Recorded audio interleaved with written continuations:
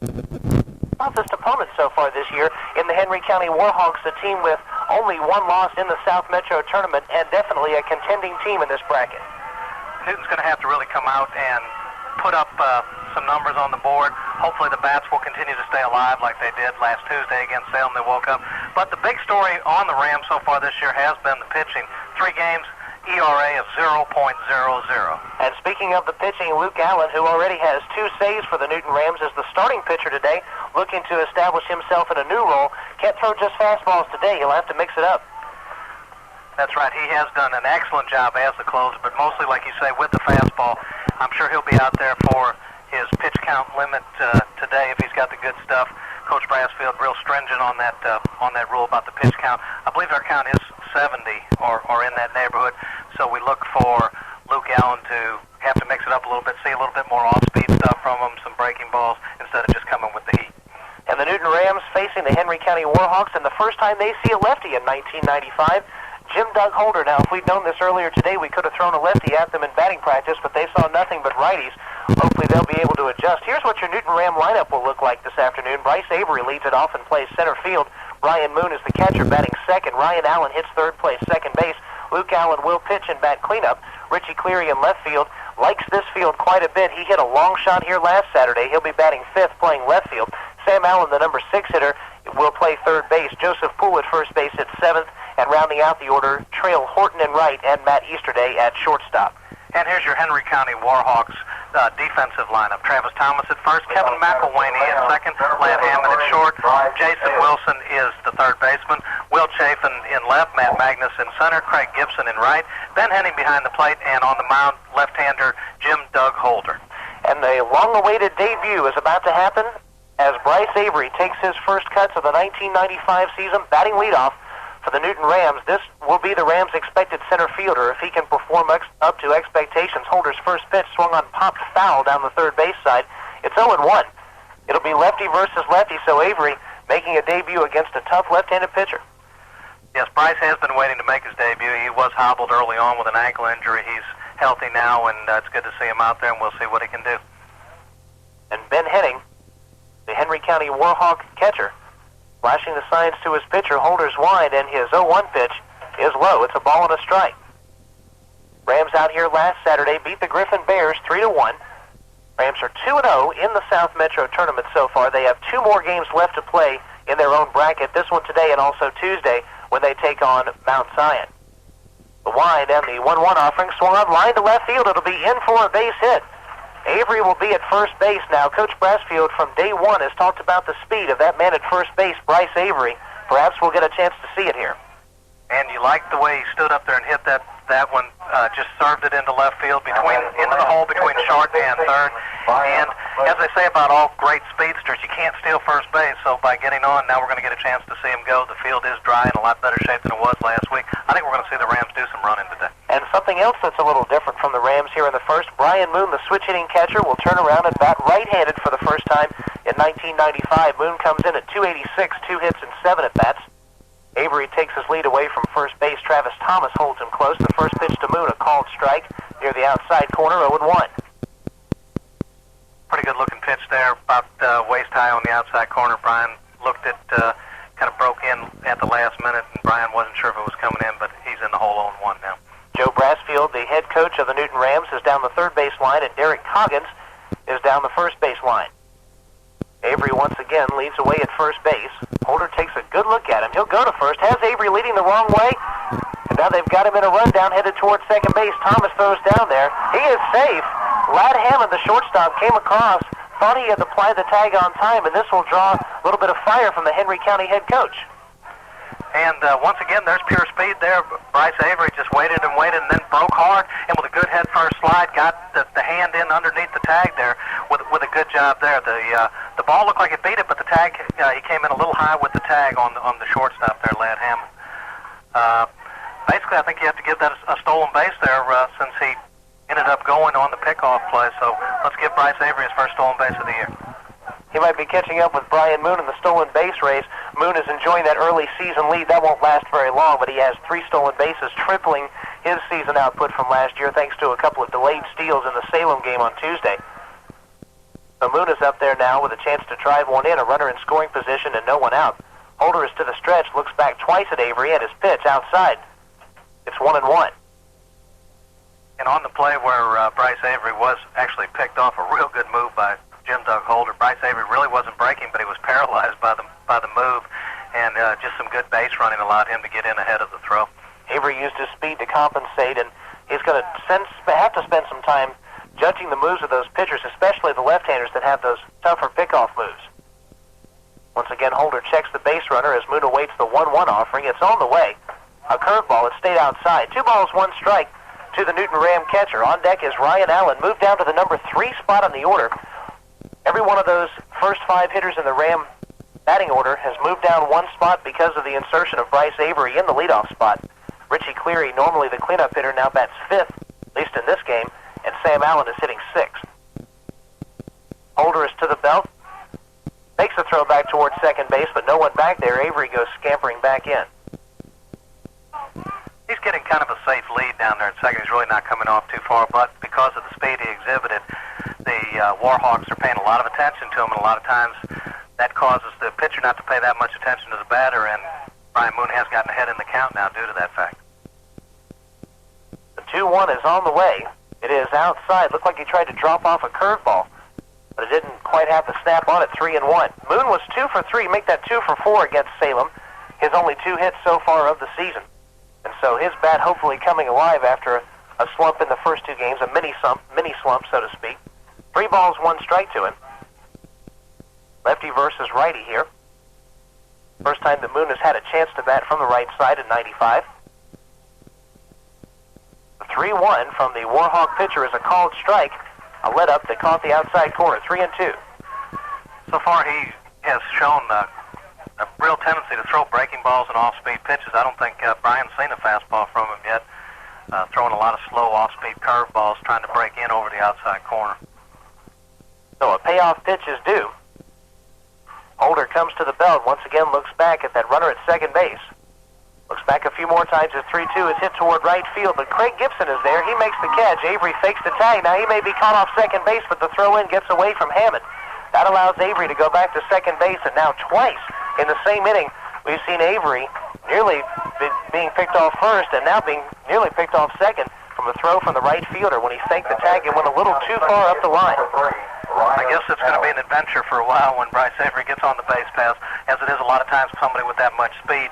They tend to take a lot of chances, and like you say, I thought he was going to be picked off there, trying to fake the break and draw the throw. He drew the throw, and actually it turned out to be a bad throw. Fortunately, he was able to get back. Ryan Allen is hitting .250 on the year. He's 2 out of 8. He stands in, batting in the 3-hole for the first time. Lefty versus lefty. Holder paying close attention to that runner. His first pitch swung on and missed. Ryan Allen taking a big cut at that one. Looking to go for that right field fence. It's 0-1. Just over 300 feet to the right field foul pole. Allen looked like he was taking a shot at that scoreboard down there in right field. He hit a couple real good shots against Salem, but going the other way with it, not trying to pull the ball. I think that's when Ryan's a more effective hitter, when he goes with the pitch. His stance is a little more open here against the lefty. He's looking to bunt. Bunts it right back to the mound. Their only play will be to first base. Allen is out there. Moving over to third is Bryce Avery, and for a moment it looked as if Brassfield might try to send him home on that one, but wisely he stays put, and with 2 down, Avery now at third. A lot of times you can get away with that play where the runner continues to keep running because, particularly if the catcher has to go out and make the play, he gets out of position and you can surprise a team. But fortunately they held him up because the catcher stayed at home on the play. Luke Allen is now the hitter. He's in the cleanup spot for the first time. 2 for 9 this year. Both of those hits coming in the Salem game. The wind to first pitch to him. He bailed out, swung and missed. It is 0-1. That pitch a couple of feet outside of the strike zone and low, but Allen looking to pull the ball and going after it against that left-hander. Well, this is basically the first time everyone's seen a lefty, so with as many left-handed bats in the lineup, they're going to have a little trouble getting used to it the first time through the order. One bat, which is not a left-handed bat, Richie Cleary on the on-deck circle. He wouldn't mind if he played a lot of games here. There's a swing and a line drive right up the middle. That'll be a base hit. Avery comes in to score. Rams on top here early on, 1-0. Allen took one right back where it was pitched and gave the Rams a lead. And the sack pays off there as the run able to score easily from third base. Had he been coming from second base as tight as the pitcher was holding him there, he might not have been able to score on the play, but a good clean base hit up the middle by Luke Allen, able to score him easily from third, and Coach Brassfield looks like a genius with Luke hitting in the cleanup spot, driving in the run. That's exactly right, and Luke will be at first base. Richie Cleary is up there. Cleary has 4 hits and 10 at-bats. He has been the Rams' hot bat early on. Stretch, and the first pitch his way is outside, another let-up. It's 1-0. Last Saturday at this field, Cleary drove one to the deepest part of the ballpark, which is the left center field power alley. Estimates on the shot are about 380 feet or so.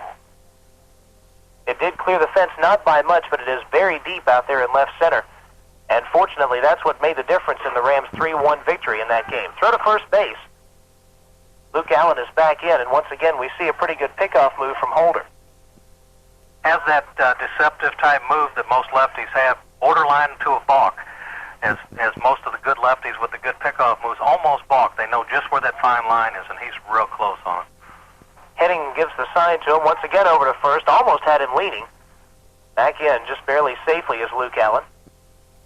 So far, it doesn't appear that Jim Doug Holder throws a lot of heat. Everything has been off-speed and breaking pitches, and if he hangs one up there in Richie's wheelhouse, I think he's going to lose it. The stretch and the 1-0 pitch. It is catching the outside corner for a strike, a ball and a strike. Richie Cleary in the game against Salem was 2 for 4. A lot of Ram bats came alive in that game. The Rams won at 7-0. Salem, one of the early favorites in AAA, ranked number 8. They're now 0-3. They've lost to all 3 of their geographic rivals, Rockdale, Heritage, and Newton County. 1-1 is on the way. Runner is going. Pitch is well outside. Here's the throw down to second base. Safe. Luke Allen with the stolen base. Kind of a real odd slide by Luke there. He was in there well in plenty of time, but he actually didn't slide till he was almost there. He almost went in standing up. Fortunately, he didn't hurt himself. A lot of times that's when you see a runner get hurt, when they have an awkward slide into a base. Got a good jump on it and was in there easily. A lot of times when you slide in too late, that knee has a tendency to come behind your head, and that can definitely be painful. The stretch from Holder, and his 2-1 on the way to Richie Cleary. Swung on it, popped up, foul territory, first base side. Thomas gives chase. Not a lot of room in foul territory here at Henry County High School. That one goes out of play.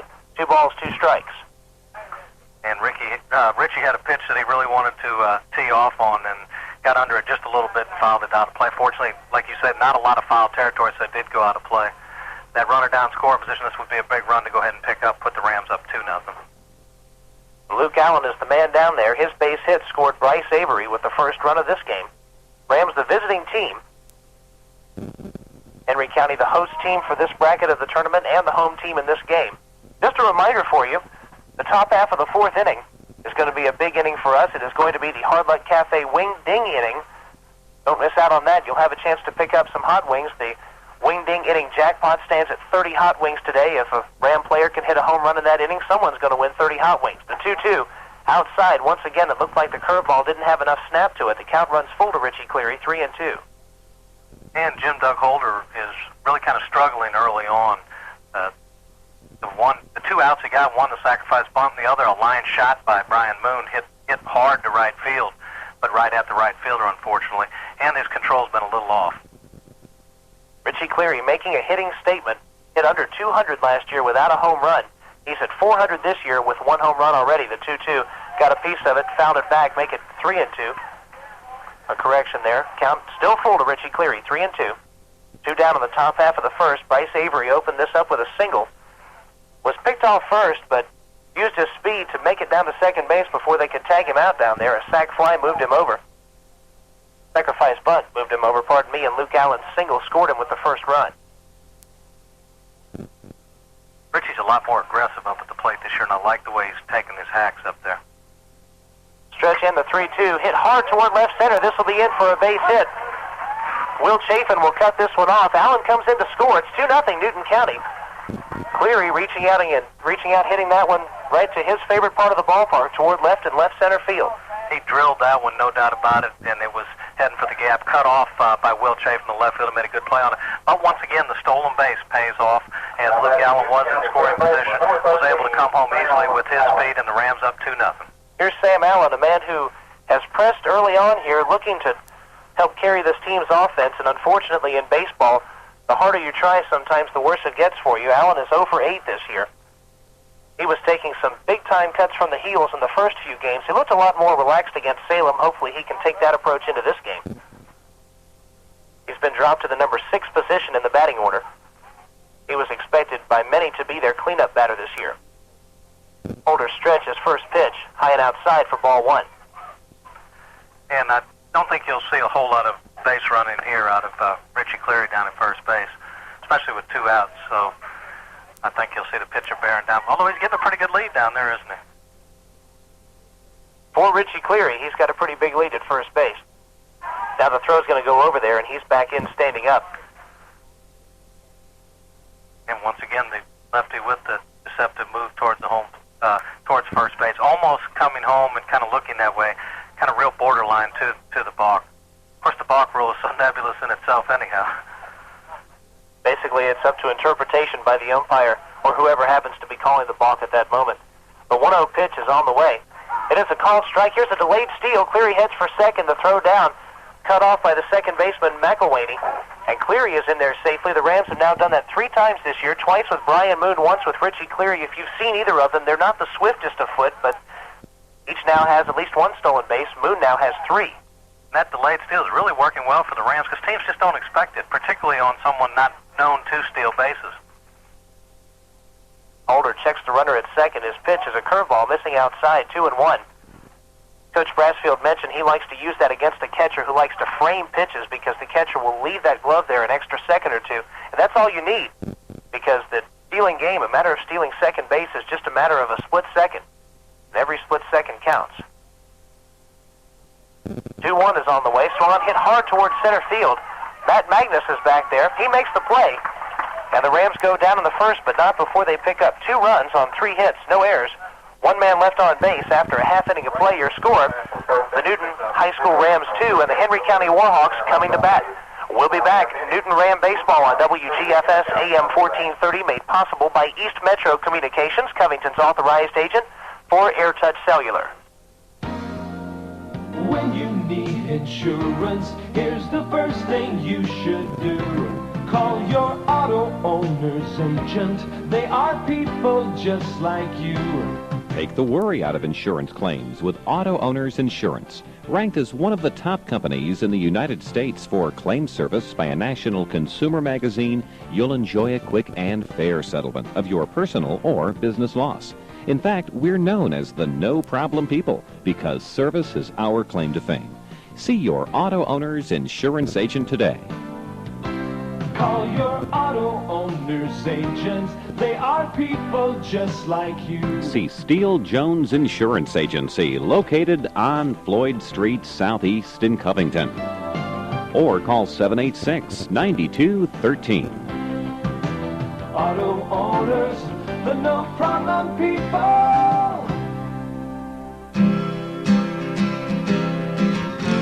Back Craig Lunsford Field in Henry County, McDonough. Newton Rams baseball in the South Metro tournament. Good news for Ram fans as they have taken an early 2-0 lead. And here to bring you the bottom of the first inning, the voice of the Rams, Kevin Holden. All right, Bill, thank you very much. It is the Newton High School Rams and the Henry County High School Warhawks, and the Henry County lineup for this game starts like this. Kevin McElwaney will play second and lead it off. Matt Magnus is in center field batting second. Will Chafin will play left field and bat third. Mike Standridge is the designated hitter. He will be the cleanup man. And Ben Henning is the catcher batting fifth. Jason Wilson will play third base and bat sixth. Travis Thomas at first hits seventh. Lad Hammond plays shortstop and hits eighth. And Craig Gibson plays right field and he will bat ninth. And defensively for the Rams, Joseph Poole at first, Ryan Allen at second, Matt Easterdays your shortstop, Sam Allen at third. Richie Cleary, Bryce Avery, and Trail Horton around the outfield, Brian Moon catching, and Luke Allen on the mound. Allen with his first start of 1995. His first pitch is a fastball, swung on, grounded out towards short. Easterday makes the play. At his third, Joseph Poole in time for the out. Easterday kind of double-clutched for a moment, but made the play for the first out. Kind of got caught in between hops there. Looked like he was going to come in and get the nice big hop, but then he laid back, got kind of a short hop, but like you say, double clutch, but took his time, made a good strong throw. 1 pitch, 1 out. Luke keeps that up, he might be able to go all 7 on his pitch count. He's treating it like a true starter would. His wide and his pitch is a curveball. One of the first he's thrown in 1995. It is low for ball one to Matt Magnus. Luke Allen in the first two games of 95 picked up 2 saves, matching the Rams' season total from last year. This is swinging a high pop fly to left center. Bryce Avery going out there after it. He'll make the play in left center. Went a long way for that one. That's the second out. And once again, speed makes up for a multitude of sins or whatever. That ball appeared to be in the gap, but Bryce Avery easily got underneath it and made the catch. His speed is rather strong, one of his strong points, that he made a tough play look rather easy. Here's Will Chafin. That's from the right-hand side, the Henry County Warhawk left fielder. So after a top half of the first that ran kind of long, 3 pitches into this one. As a pitch goes outside now, 4 pitches into this inning, we've got 2 outs. 1-0 to Chafin. Chuck Campbell is the head coach here at Henry County High School. 1-0 pitch, a curveball, caught the outside corner, 1-1. Troy Baker, the assistant coach. Good, sharp breaking ball. One of the best curveballs we've seen all year there. That one really snapped off and fooled the batter badly. And the 1-1 is on the way inside. Almost hit him. 2-1 the count. Allen's troubles last year were with control. He certainly has the stuff to be an effective pitcher in Quad A, as the 2-1 is a fastball inside. 3 balls, 1 strike. Pretty good looking pitch there. I guess it was just a little bit low on the inside. He's right around those corners and making good pitches, but what he needs to do is avoid that base on balls. The pitch is swung on, fouled off. Will Chafin now with a full count, 3-2. 2 down here in the bottom half of the first. The Rams scored 2 in the top half. They lead it 2-0. Luke Allen is trying to extend the streak to 22 consecutive innings to start the year, in which the Rams have not allowed an earned run. They've allowed 2 runs this year, both of them because of throwing errors. Moon gives the sign. Luke Allen acknowledges, goes into his wind. His 3-1 pitch swung on a chopped foul down the third base side. Brian Moon and Sam Allen immediately pounce on it before it can bounce back fair. Count stays full, 3-2. That's a good play by both of them, because what a lot of people don't realize, until the ball passes the third base or first base, if it could hit a rock or something, if it kicks back fair, it becomes a fair ball again. So Sam and Brian both trying to keep it in foul territory. Good heads-up play by both of them. Allen goes into the wind. His payoff pitch called strike 3, outside corner. Chafin didn't think so, but he goes back toward the dugout, and Luke Allen retires the Henry County Warhawks 1-2-3 in the bottom half of inning number 1. We head to the second. The Rams on top here, 2-0. Newton County High School Ram baseball right here on WGFS AM 1430, brought to you by East Metro Communications, Covington's authorized agent for AirTouch Cellular. Hey, Carl, the greenskeeper here for the Hard Luck Cafe. You know, that's that little red building down by Nationwise. After a hard day hunting varmints on the golf course, I love to stop by and get some hot wings from the Hard Luck Cafe. They've got them all the way from that extra mile up to my favorite, TNT. It's a real Cinderella story how Randy has become king of the wings. So stop by and see Randy or call him at 787-0421. When you do, tell him Carl sent you and maybe he'll give me a free wing or something. Remember, that's 787-0421. For the best in chiropractic care, visit Lithonia First Chiropractic. Dr. Michael Brust specializes in nerve and spine rehabilitation. Call for an appointment, 482-1114, 482-1114. Most insurance accepted, and we take care of your insurance paperwork at no charge to you. Call Lithonia First Chiropractic at 3081 Stone Mountain Street in Lithonia, 482-1114. 482-1114. And welcome to Craig Lunsford Stadium. Newton Ram baseball in the South Metro tournament. And here to get some more runs for the Rams, Kevin Holden. All right, Bill Dolan, we thank you very much. The Rams send up the 7, 8, and 9 spots in the second inning. Joseph Poole, Trail Horton, and Matt Easterday against the lefty Jim Doug Holder will look to settle down after giving up 2 runs on 3 hits in the first inning. Joseph Poole, yet another left-handed batter, standing in. Holder goes into the wind, and the first offering of inning number 2 is taken for a strike, 0-1. Good-looking pitch there, right in the inside corner, about thigh high, kind of paralyzed Joseph a little bit. He needs to bear down now and go up there hacking away. Poole is 1 for 7 this year. That's a 143 average. He swings and bounces this one toward short. It'll be a tough play for Ladd Hammond. Bobbles at once. His throw to first will be way offline. Travis Thomas has to run 10 or 15 feet down the right field line, but he keeps the ball from going out toward the right field corner. Poole will be safe at first. I believe, actually that ball went into the hole. I think we might be able to give him a base hit on that. It was a tough play for the shortstop, and for him to come up, he would have had to make a perfect throw. So we'll go ahead and credit him with a base hit. We've got two official scorers here. One believes error and one believes base hit. So you can take your pick on either on that one. Trail Horton, the right fielder, digs in there. He's a right-handed batter. Runner's going with the first pitch. It's a curveball. Here comes the throw down to second base. The pitch was a ball, and Joseph Poole, big 6'5" Joseph Poole, is safe at second. And the Rams running wild here, the first time they've had dry conditions with which to run. And he picked a real good pitch to be run on, a real slow breaking ball that hung out there forever, and the catcher, Ben Henning, really didn't have a chance on it. He made a throw, and it was to the shortstop side of the bag, so no chance there. Another stolen base for the Rams, and I guess that's Joseph Poole's first of the year. It most certainly is, and his first in quite a long time. Last year in 14 at-bats, he didn't even attempt a stolen base. So Joe Brassfield has some different people running this year. The 1-0 on the way. It is outside, ball 2. 2-0 to Trail Horton, who made his first start of 95 against Griffin on this same field last Saturday. He was 0 for 2. He did score once, reached on a fielder's choice, came around to score on a wild pitch. Henning gives the sign, Holder to the belt, the 2-0 on the way. Low, and it gets by the catcher. Here comes Poole headed for third base. The throw will not be made. So Joseph Poole now just one base away from giving the Rams a 3-0 lead. And that one was down low in the dirt. I believe that was a wild pitch. Looked for a minute like Ben Henning was going to come up with it, but he just wasn't quite able to come up with it. And Joseph Poole alertly scampered down to third base. 3-0 to Trail Horton. Matt Easterday on deck. Easterday still in the 9 spot, despite how well he's been hitting. The 3-0 well outside, ball 4. That's the first walk from Jim Doug Holder. First and third, no one out. And with what the Rams have been doing, I think you could probably take the mortgage out and think that Trail Horton is going to be off to the races. You could pretty much expect that type of play, especially, as you mentioned, the way the Rams have been running the last few games. Matt Easterday up there. Easterday is hitting at a .333 clip, and that really doesn't show how well he's been hitting. He's hit a lot of high, hard fly balls toward right and right center.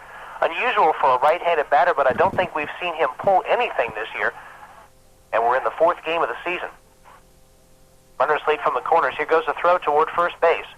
Horton is back in standing up, so Jim Doug Holder anticipated what you did, that runner at first going. And, of course, Trail Horton with pretty good speed. He exhibited that in previous games. You were talking about different people running. This year looks like everybody runs. Some people who you wouldn't expect have been taking off in the first games of 95. There's a swing and a hard fly ball toward right center field. It's going to bounce in for a base hit. A run scores. Craig Gibson cuts it off and holds Easterday to a single. Now the throw into third, and Easterday will head towards second. The throw gets away from the third baseman, but Holder wisely backing up keeps the runner at third. The Rams score once more and make it 3-0, and they have second and third and no one out. Good piece of hitting there by Matt Easterday, once again going to right field. Right fielder misplayed that a little bit. Looked like thought it was going to get by him into the gap and actually overran the ball, but came back and got it.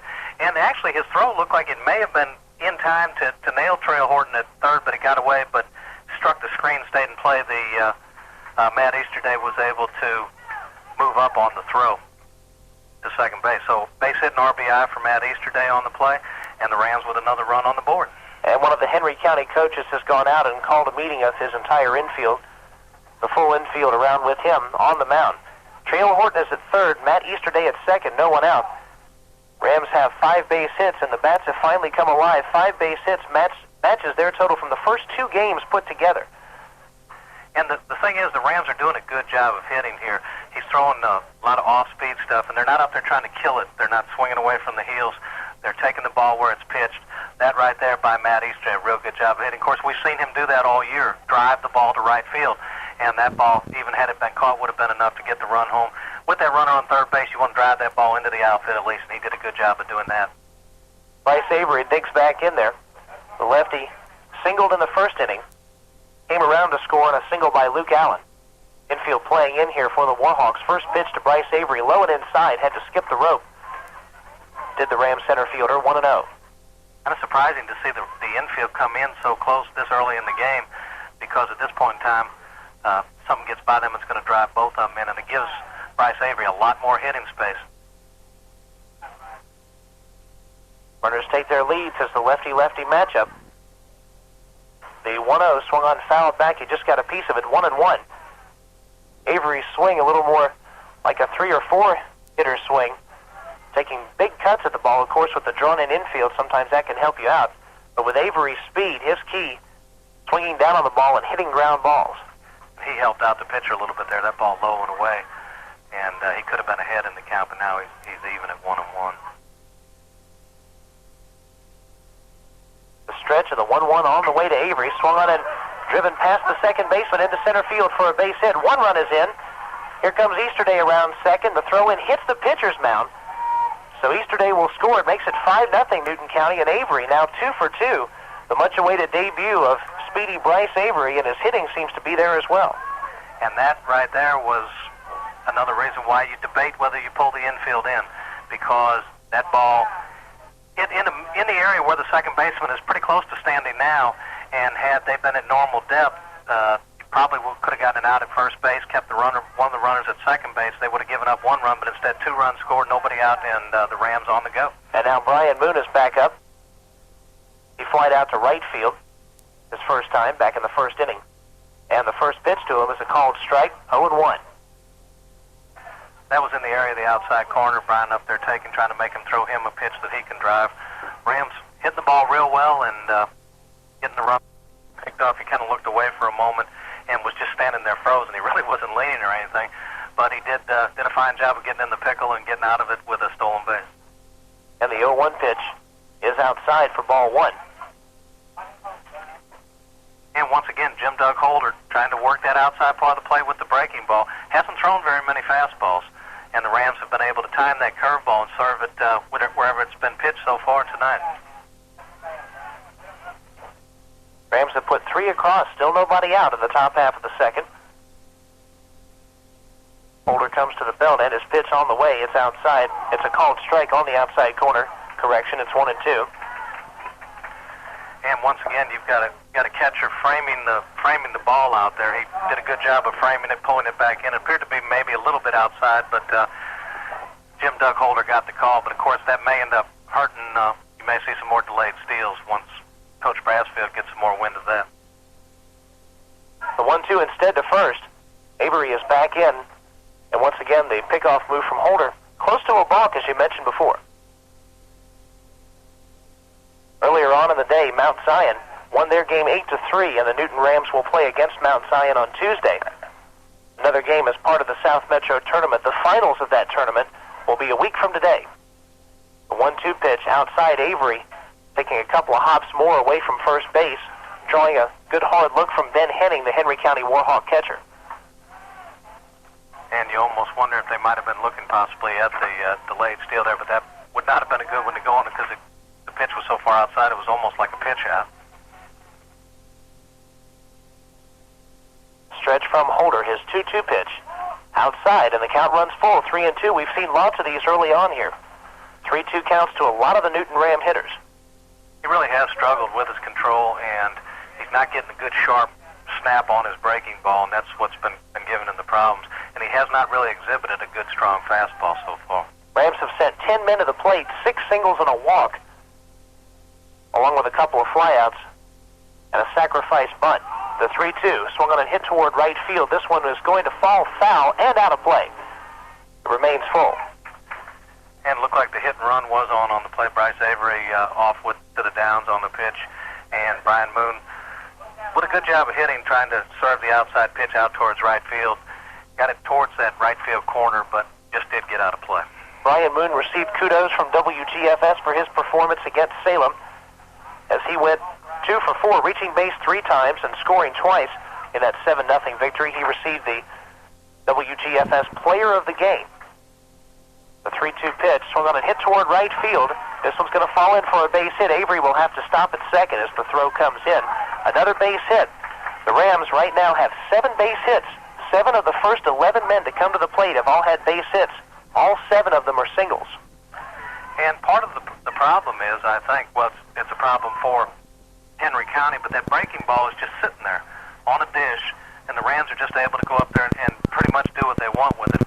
He's really not getting a good sharp break on it. I believe I could probably hit some of those hanging breakers that have come in, and that looks like that's going to be it for Jim Doug Holder. You and no one else here tonight will have a chance to hit it because it's the end of the night for Jim Doug Holder.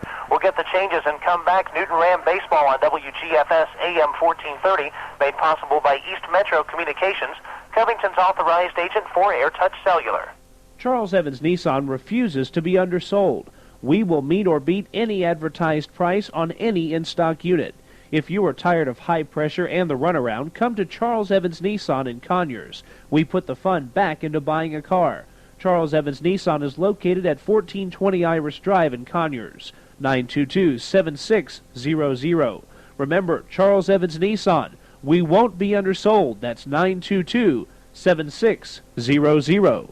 It's the Best Buys of March going on now at Mayfield Ace Hardware on the Square and in Newton Plaza. A Keller 6-foot aluminum stepladder, only $25.88. An Ever-Ready floating lantern, $3.99. Quick-set entry lock or deadbolt, just $7.97 each. And Enforcer drain care, $4.88. It's the Best Buys of March going on now at Mayfield Ace Hardware on the Square and in Newton Plaza.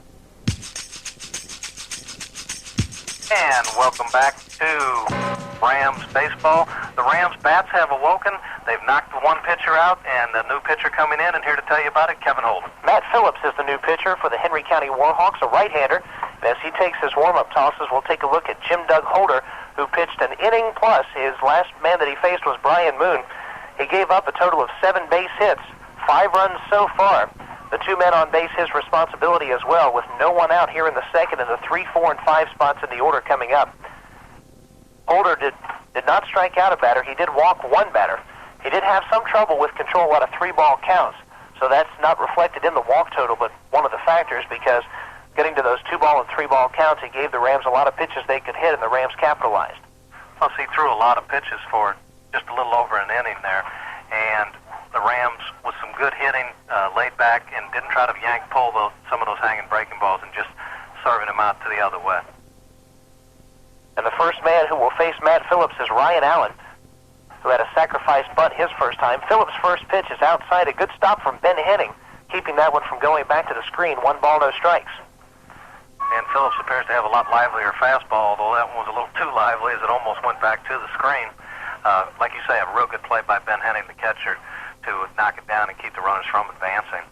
Holder in just over an inning threw 40 pitches. Phillips will try to put out the fire here in the second, the 1-0. A called strike outside corner, 1-1.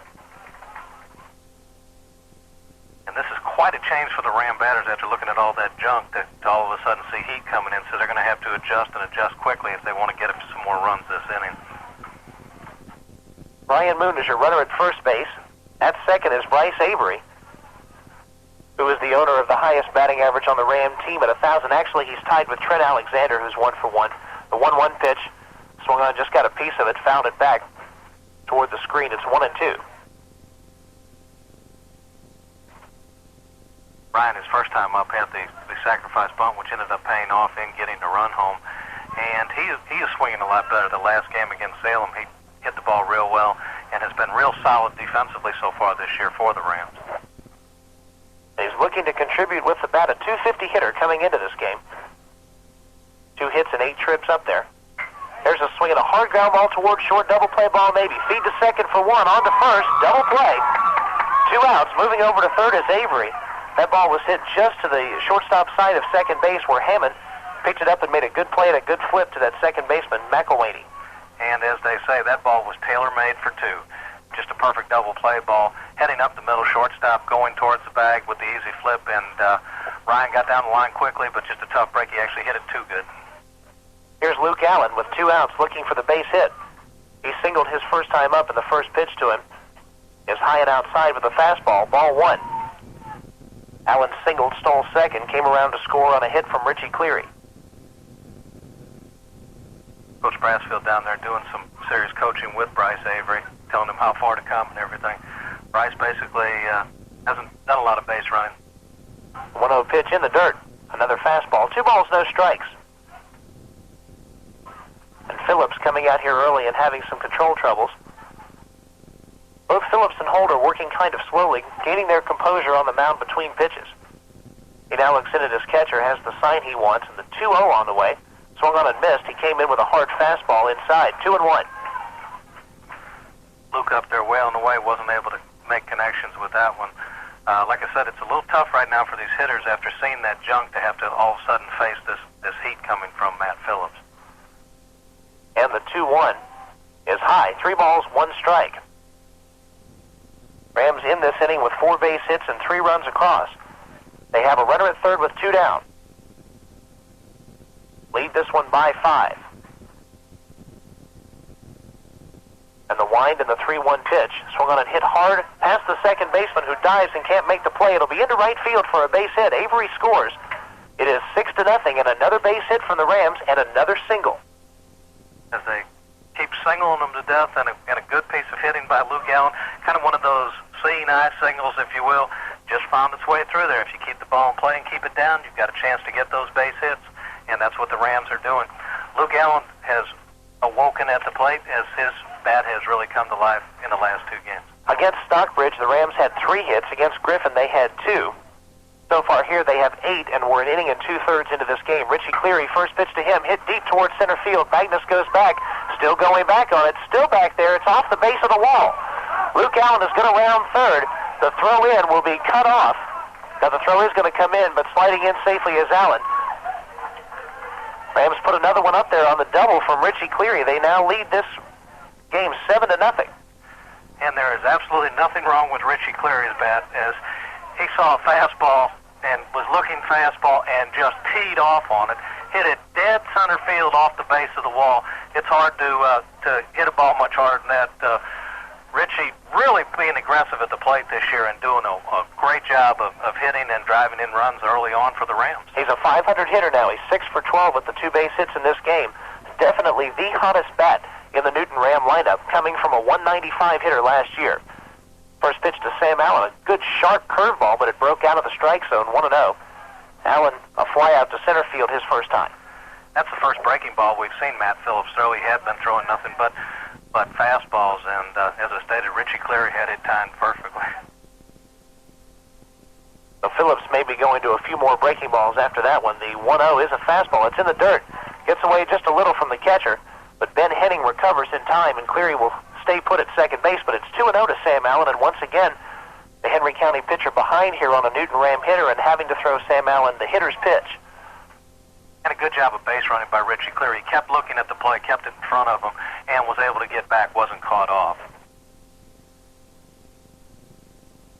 Henning will give the signal here to Matt Phillips as Richie Cleary leads away from second base. The 2-0 on the way, fastball swung on and grounded towards short. Hammond will make the play. It'll be a tough play at first base.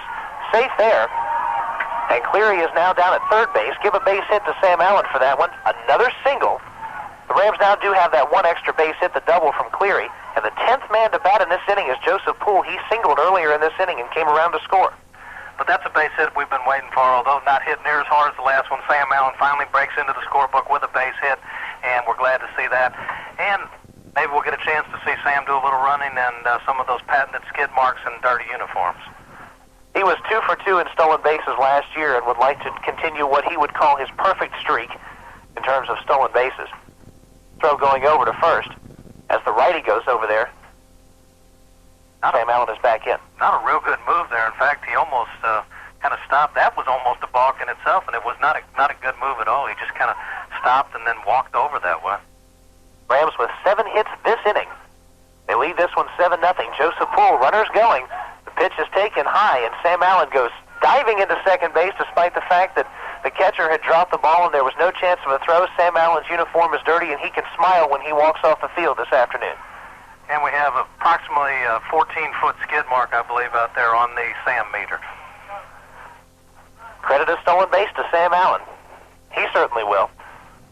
Second and third, 2 down. Joseph Poole has a chance to put the Rams further on top with a base hit. He takes the 1-0 high for ball 2. Joseph Poole with a big strike zone, so of course he has to be aggressive going up there. Singled his first time and stole second base. As over to third on a wild pitch and scored from a single off the bat of Matt Easterday. The 2-0 pitch swung on and grounded past the second baseman, maybe, yes, into right field for a hit. 1-run score. Sam Allen will be held at third.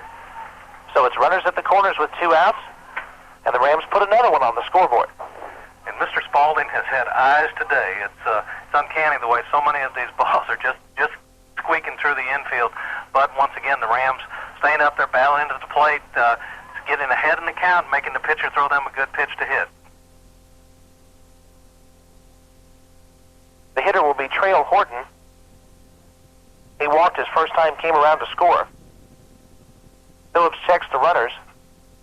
First pitch is in the dirt. A good stop from Henning, going over and just blocking the ball basically with his glove and his chest protector. It's 1-0. Joe Brassfield gives the sign to his hitter and to his runner at first.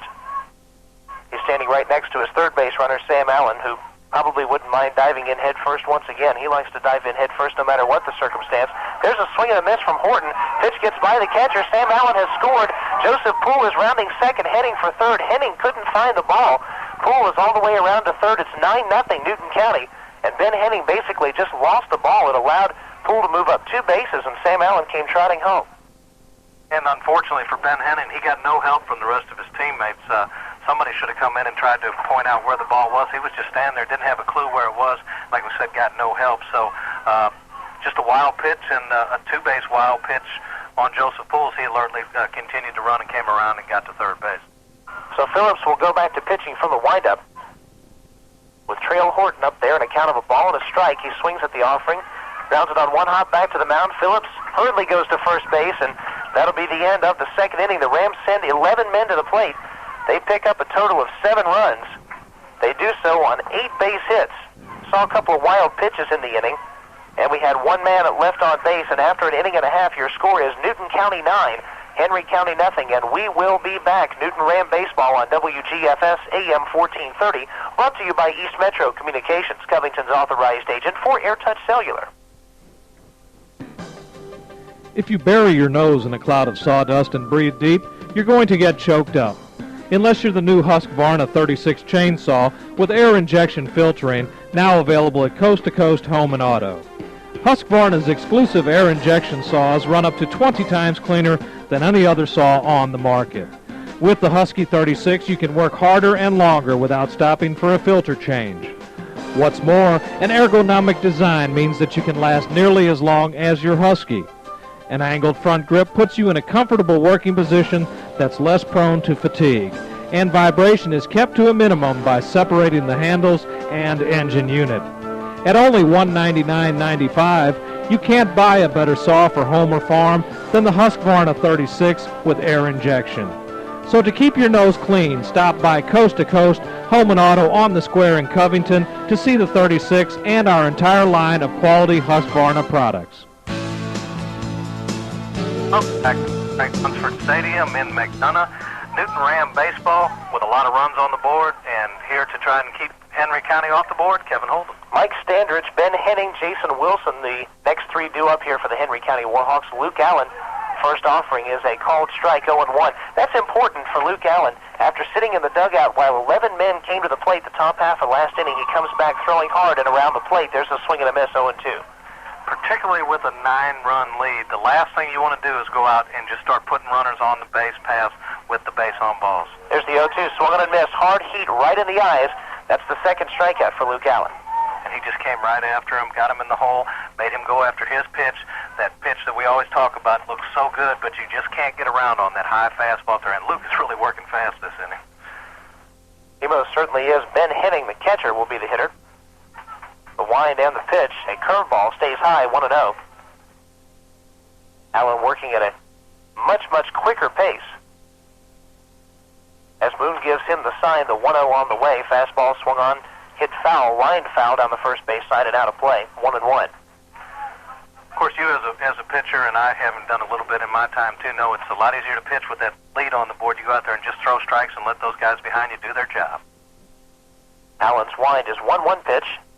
A little bit high, 2-1. They teach you 3 things. Work quickly, change speeds, throw strikes. It's a lot easier to do when you have some runs behind you. You can let your defense take care of the rest. The 2-1 pitch swung on and bounced toward short. Easterday charges hard, takes it on the short hop, is throw to first. It's in time. A good dig from Joseph Poole, and Ben Henning went sprawling out there after touching the first base bag, but it's out number 2. And a good dig, by, as you said, by Joseph Poole. Little bit of problem the Rams had last year at first base on low throws, and it's nice to see a first baseman get in there, dig it out of the dirt, and save that shortstop who made a good play charging it. A little bit low throw, but a good dig by Joseph Poole, and the out is made. And Jason Wilson stands up there as Allen's whined in his delivery. A called strike on the outside corner, 0-1. Henry County has sent 5 men to the plate, and 5 men have gone down. 2 ground outs, 2 strikeouts, and a flyout. The 6th man to bat for Henry County in the game swings and fouls one right back our way and startles our coming man 0-2. That one was coming right at me, but the screen managed to block it. We're a lot closer to the field here than we are at Riverside Park. And, in fact, we're, about 3 feet behind the screen, actually, I guess. That's exactly right. With a bird's-eye view of home plate, can't beat the view. No doubt about it. Brian Moon gives the sign. The 0-2 is on the way from Luke Allen. Swung on and fouled right back our way. You can hear it as it hits the screen. Count remains 0-2. And Luke Allen is not playing out there. He's just coming with the heat. And he's still mixing up with some good breaking balls, but he's getting the ball and saying, here comes Brian. And Jason Wilson, the Henry County Warhawk third baseman, awaits the 0-2 offering, which is on the outside corner, called strike 3. 3 strikeouts for Luke Allen. And he sets down the Warhawks 1-2-3 in the bottom of the second. We head to the third. Your score, the Newton Rams 9, Henry County Warhawks nothing. And we will be back after this. 1995 Newton Ram baseball on WGFS AM 1430, made possible by East Metro Communications, Covington's authorized agent for AirTouch Cellular. For the best in chiropractic care, visit Lithonia First Chiropractic. Dr. Michael Brust specializes in nerve and spine rehabilitation. Call for an appointment, 482-1114, 482-1114. Most insurance accepted, and we take care of your insurance paperwork at no charge to you. Call Lithonia First Chiropractic at 3081 Stone Mountain Street in Lithonia, 482-1114, 482-1114. If you're a serious sports fan and you crave serious sports talk, then you need to tune in to WGFS AM 1430 each and every Saturday between 10 a.m. and 12 p.m. for Sports Source Weekly. Todd Q. Chapman and Kevin Holden will be taking your phone calls. We'll be discussing sports topics on the professional level, the collegiate level, and on the local high school level. That's Sports Source Weekly, heard every Saturday between 10 a.m. and 12 p.m. with Todd Q. Chapman and Kevin Holden right here on Newton County's Source for Sports, WGFS AM 1430. Welcome back. Frank Lunsford Stadium, Newton Ram baseball at its best. Rams with the big lead and trying to get more, and the man to do it for you with the play-by-play, Kevin Holden. Bill Dolan, we thank you very much. Matt Easterday, Bryce Avery, and Brian Moon, the next 3 due up here for the Newton Rams. We want to tell you about something that's caused a big stir in Newton County baseball. The Newton High Dugout Club is sponsoring a raffle to raise funds for purchase of uniforms and equipment for the baseball teams. The prize, the grand prize, a brand new 1994 Ford Ranger XLT will be raffled on Saturday, April 1st. Only 225 tickets will be distributed, and each ticket cost is $100. It's a donation to the Dugout Club. It's tax deductible. Several prizes will be in addition to the pickup truck, and they'll be awarded at the drawing, which is scheduled to start on the 1st of April at about 3 p.m. at the Newton High baseball field. It'll be a full day of activities on the 1st. 4 baseball games are scheduled, and of course the raffle for the pickup truck. You can contact any Dugout Club member for a ticket or for information, or you can call Archie Lee at 787-1047. First pitch of the inning to Matt Easterday is high and inside, 1-0, and the pickup is on display at the Covington Ford. Please support the Rams baseball team with your purchase of a pickup raffle ticket, and who knows, you may be driving a 1994 Ford Ranger. There's a pitch low, 2-0, a nice way to remember Ram baseball. Absolutely. I wonder if they'll put the Ram logo on there for you. Maybe we can get them to put the WGFS logo on there as well. Matt Easterday singled last inning, came around to score. One of 7 runs scored in the inning. There's the swing and a miss. It's 2-1, and Phillips a little more calm out there in the 3rd inning. Appears to have gotten a little better grip on things and calmed down. It's kind of tough coming in the middle of the inning. He's starting this inning out a little fresher and appears to have a little better control. He goes into the wind, and Easterday, awaiting the 2-1. It's a called strike, and it's 2-2. Matt Easterday came into this game and with a .333 average. He's now 3 for 7. And quick math tells you he is at .429 on the season. The wind, the 2-2 pitch nearly hit him. It was a curveball that didn't snap off. Count runs full. That's a couple that have pretty much undressed Matt Easterday, and he's had to skip the rope to get out of the way of both of them. Fortunately, that was a curveball, and he didn't have any trouble getting out of the way. Inning gives the sign the payoff pitch is due. 3-2 on the way. Swung on, fouled down the third base side over by the Henry County dugout. It remains full, 3-2. Luke Allen in 2 innings so far has thrown 21 pitches. As we mentioned, Jim Doug Holder in an inning plus through 40. And Matt Phillips, since coming in, has faced a total of 6 guys. This is his 7th here. 3-2 pitch, swung on and fouled right behind us. Hit the screen right in front of us. Thought it might go over the screen and fall behind us. Count remains full to Easterday, 3-2. Easterday, the sophomore shortstop, played some center field as well, and before it's over with, you'll see him play some second base.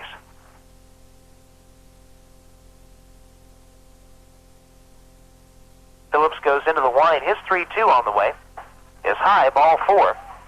The second base on balls from Henry County Warhawk pitching puts Easterday at first with no one out in the third. And once again, Bill, the Rams mounting a charge.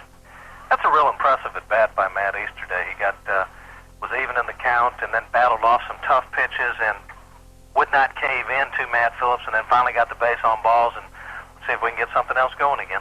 Bryce Avery is up there looking to maintain a 1,000 average on the season. He's 2 for 2. This is his first game. First pitch to him, swung on, fouled straight back, 0-1. Easterday faked to go towards second base and had the shortstop coming over that way. If Avery could have gone the other way, you would have had a base hit, kind of Jeff Blauser style on the hit and run. And we did see Bryce Avery go the other way, his first at bat. He's not getting cheated. He's getting his hacks up there, isn't he? He most certainly is. Swings, as we mentioned, like a 3 or 4 or 5 hitter. I think he's been watching tapes of Fred McGriff, has that one-handed follow-through the same way that Fred McGriff does. The 0-1 pitch high, 1-1. Matt Phillips once again having trouble with the breaking ball, and he throws a good lively fastball, but it's not that good that the Ram hitters aren't going to be able to just sit there and tee off on. If he continues to have a problem with that breaking ball, I think the Rams are going to score some more runs shortly. The 1-1 pitch. Swung on, he kept the top hand on the bat and followed through with 2 hands, but he just barely got a piece of it. It goes to 1-2, so maybe Avery should go back to the one-handed follow-through. Avery batting leadoff and playing for the first time in 95. He will be the Ram center fielder. If he can hold the job, basically it's his to win or lose. Rams have played a combination of people out there, including Robbie Sanfilippo and Matt Easterday. Phillips the stretch, and his 1-2 pitch, called strike 3, inside corner. Avery knew it.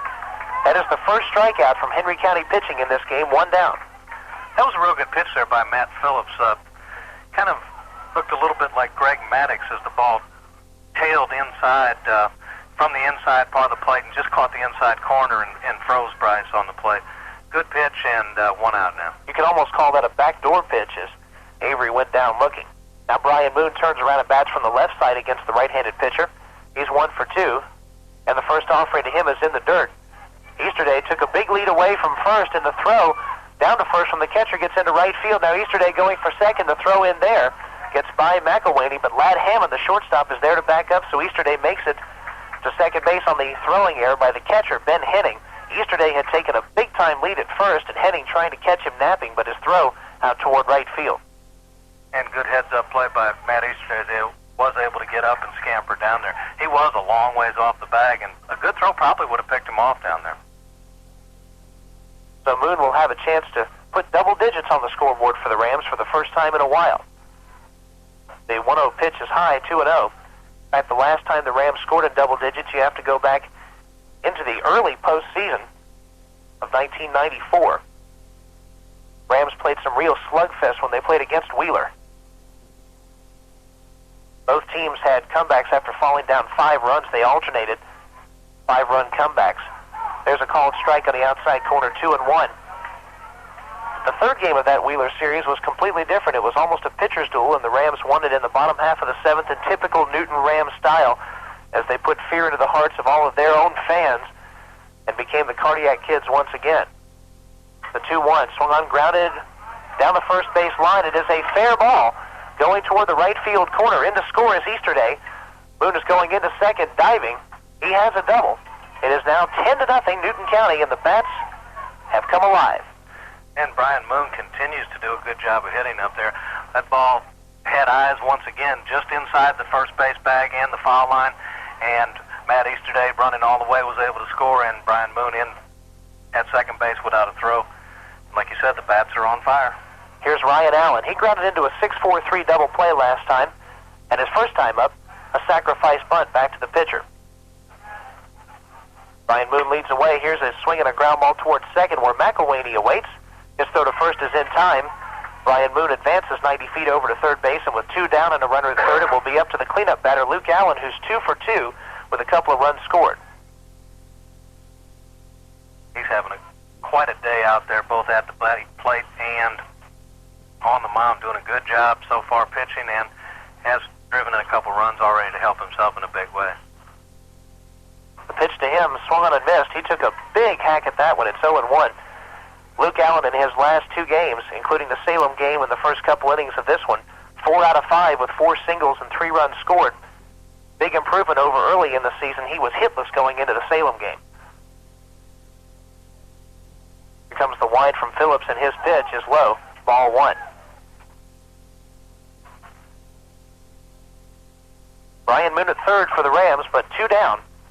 Rams have scored 1 in this inning to go with 2 in the first and 7 more in a second inning that included 8 hits, 7 of them singles, and a double from Richie Cleary, swinging a hard ground ball here from Luke Allen towards second. McElwaney is there, and his throw to first retires Luke Allen and the Newton Rams in the third, but they put 1 more across, 1 hit, 1 error, 1 man left on base. And after 2.5 innings, the Newton Rams with a double-digit lead here, 10-0. We'll be back. Newton Ram baseball on WGFS AM 1430, made possible by East Metro Communications, Covington's authorized agent for AirTouch Cellular. When you need insurance, here's the first thing you should do. Call your auto owner's agent. They are people just like you. I'm just starting out on my own. I know the importance of life insurance to protect obligations, like my new car loan. But is there an insurance program that I can fit into my budget? No problem with Auto Owners 10-year level term insurance. How will I know this is the right kind of life insurance for me? Auto Owners 10-year level term provides low-cost level protection and can be converted to permanent insurance later. Who can I talk to find out more about Auto Owners 10-year level term insurance? Call your auto owner's agents. They are people just like you. See Steele Jones Insurance Agency, located on Floyd Street Southeast in Covington. Or call 786-9213, your Auto Owners agent. Auto owners, the no problem people. And welcome back to Craig Lunsford Stadium, Newton Ram baseball.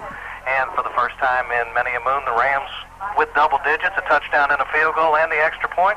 And here to see if they can keep Henry County off the board, the man who can hold them, Kevin Holden. Okay, Bill, thank you very much. And Henry County sends up the 7, 8, and 9 spots in the order. Travis Thomas faced 6 people so far, and he has retired all 6, 3 of them by strikeout, plus a couple of groundouts to shortstop and a flyout to the Newton Rams center fielder, Bryce Avery. Brian Moon's throw goes down to second base, and we here at WGFS are abuzz about what will be happening in the top half of the fourth as we bring you, for the second time in 1995, the Hard Luck Cafe Wing Ding inning. And just to give you a little bit of a preview as to what's coming up, the 3 hitters due up for the Rams in the fourth, and no, this wasn't intentionally set. Richie Cleary, Sam Allen, and Joseph Poole, the Rams' long ball threats, will be due up there in the fourth inning. And somebody will have a chance to win 30 hot wings today. That's right. The jackpot has grown to 30, and if no one hits one today, it'll be 40 for the next effort. That'll be Tuesday, by the way, against Mount Zion. Of course, you can hear that game live here on WGFS. Luke Allen into the line. His first pitch of the third inning is a little bit high. Looked like he tried to throw something off speed there. It's 1-0. Kind of just stayed up there, and you can see it spinning, but just no snap to it.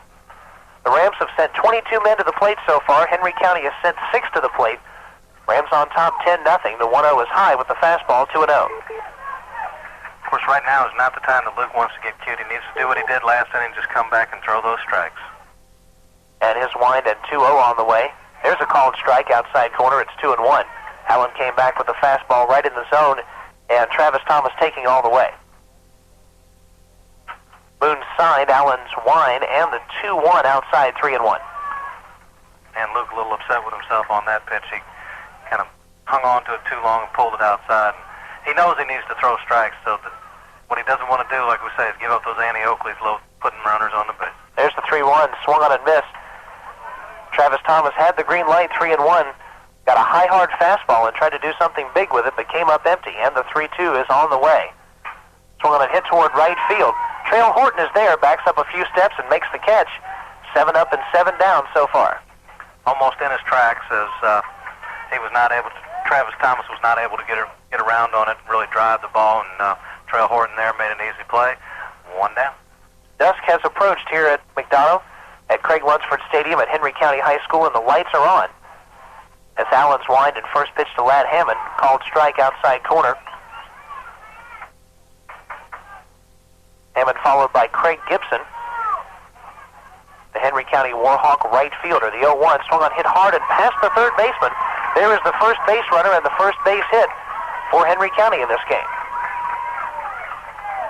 The ball was driven pretty well between the hole at third and short. No chance for either Sam Allen or Matt Easter to come up with a good clean base hit. And of course, you like to see that when it's the first hit of the game.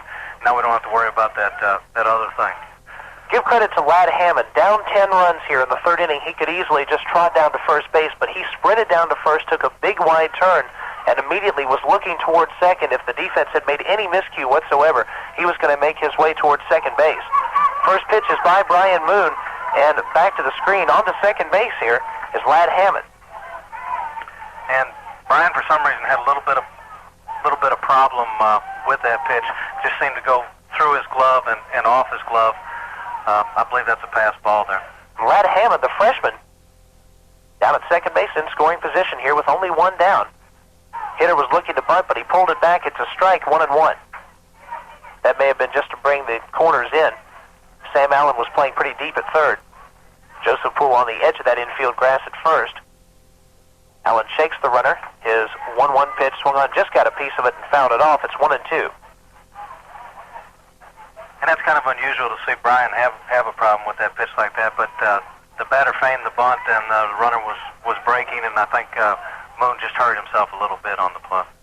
Gibson has a wide open stance, and the 1-2 just missed. It's 2-2. Moon tried to keep that pitch there for an extra half second to try to frame it, but the umpire would have no part of that. Looked like a pretty good backdoor curveball there as it really snapped off, but he did not get the call. And the 2-2 swung on and missed. Gibson once again opening way up toward first base and looking to pull the ball. And that time, he pulled himself right out of that swing as the pitch was on the outside part of the plate. Real good pitch there by Luke Allen. Seemed to tail away from the batter just a little bit, and as the batter was stepping in the bucket towards first base, he didn't have a prayer to make contact with that one. Kevin McElwaney will step in. Warhawk's second baseman grounded out to short his first time. He takes a pitch outside here, 1-0. 2 down, a runner at second base. The Rams, 2 runs in the first, 7 in the second, 1 in the third. Lead this one by 10. 1-0 pitch is high, 2 balls, no strikes.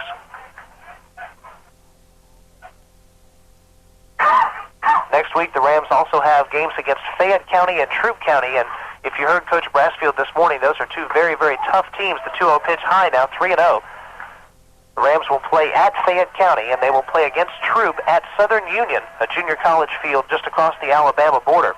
So the Rams have a big week next week. They'll also play Mount Zion and hopefully in the South Metro Tournament Finals, all in 1 week. There's a called strike, 3-1.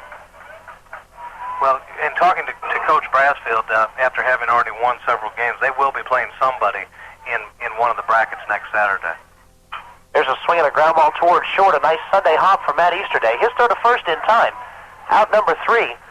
The Warhawks get 1 hit in the inning, but they leave that man stranded at second base. And after 3 innings of play, your score is 10-0. The Hard Luck Cafe wing-ding inning when we come back. Newton Ram Baseball on WGFS AM 1430, made possible by East Metro Communications, Covington's authorized agent for AirTouch Cellular. It's the Best Buys of March going on now at Mayfield Ace Hardware on the Square and in Newton Plaza. Ace white leather palm gloves made of durable white cotton canvas available in small or large, $197 a pair. An 18-inch garage sweep from the National Brush Company, $588. Ace 5-star flat latex wall paint, $7.97 a gallon. And an Ace 8.5-inch clamp lamp, just $3.33. It's the best buys of March going on now at Mayfield Ace Hardware on the Square and in Newton Plaza. Hey, Carl, the greenskeeper here for the Hard Luck Cafe. You know, that's that little red building down by Nationwide.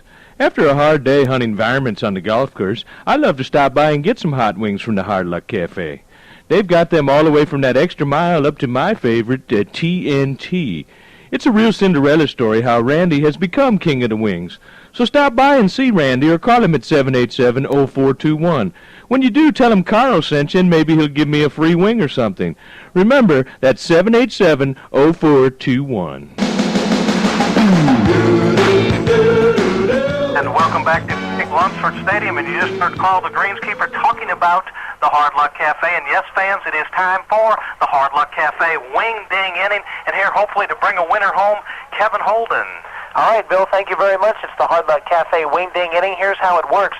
Those of you who have sent in name, address, and phone number on an index card will have the chance to win hot wings from the Hard Luck Cafe. What we do for each batter, we pick a contestant, and if the batter hits a home run, the contestant wins hot wings. Simple as that, no purchase necessary. And if you want to play this Hard Luck Cafe wing ding inning, all you have to do is just put your name, address, and phone number on a postcard. Send it by the WGFS studios. You can take it by. We're at 1151 Hendrick Street in Covington. You can write to us at P.O. Box 869 Covington. Our zip code is 30210. And send it to us any way you can. If you see us, give us your entry, however you want to send it to us. We'll even take it over the fax machine if you have a fax and want to send it to us, and that fax number is 784-9892. Any way that you can get it our way, please do, and you'll be a part of this Hard Luck Cafe wing ding inning. The first batter of the Hard Luck Cafe wing ding inning is going to be Michael Doss, pinch hitting for Richie Cleary. So the home run thread goes way down here as Doss is pinch hitting, and he is batting for Joe McClaney of Covington. So Joe McClaney would have had a chance for Richie Cleary to hit for you, but Joe Brassfield makes the pinch hitting change here. Michael Doss comes in and takes the first pitch from Matt Phillips high, 1-0. And the threat dropped immensely there. Doss last year had 4 varsity at-bats, did not hit a home run. Winding the pitch to him, swung on and missed. It is 1-1. That pitch was well under the strike zone. Doss will be followed by Sam Allen. Henning gives the sign. Matt Phillips out there for his second full inning of work. Takes off one side, now has what he wants. He goes into the wind. His 1-1 pitch is a curveball inside. Tried to drop it over the inside part. It's 2-1. And once again, Matt Phillips having a lot of problems getting that breaking ball to come in. Michael Doss with the big bail out there. So Joe McClaney hoping for something big from Doss. The 2-1 called strike inside corner, 2-2. Joe McClaney, our first contestant in the Hard Luck Cafe wing ding inning. And I'm sure she would have probably preferred Richie Cleary up there, especially after Richie drove onto the base of the wall his last at-bat. Richie is intently watching from the Ram dugout. The 2-2 is popped up towards shallow right. Don't think this one has the distance. McElwaney is over there. Makes the play near foul territory. Sorry, Joe McClaney, not a winner this time. That is out 1. Sam Allen will be the hitter, and he will bat for Andre Lawrence of Oxford. So Andre Lawrence, who lives on Cat's Paw Court in Oxford, Georgia. Sam Allen, pretty decent home run threat, and since his bat has come alive in this game, he is 1 for 2. Finally broke the hitless streak in 95. Perhaps he can take one deep for you. That is a 30-piece hot wings this game. Phillips wide, his first pitch, and off speed. Catches the outside corner for a strike, 0-1. Kind of a straight change there. Sam waited to see if it was going to catch that outside corner, and it did according to the umpire. And Henning gives the signal as Sam Allen awaits the 0-1 offering, and Phillips delivers high and inside. Nearly hit him. It's 1-1. Certainly not the thing that Matt Phillips is looking for in a 10-0 game. He's just looking to retire the hitters here. Umpire, nonetheless, will go out and dust home plate and take his time. Andre Lawrence, hopefully listening to this one as Sam Allen is batting for him in the wing ding inning. Now Allen will have to step out once again. Umpire not quite ready. 1 ball, 1 strike.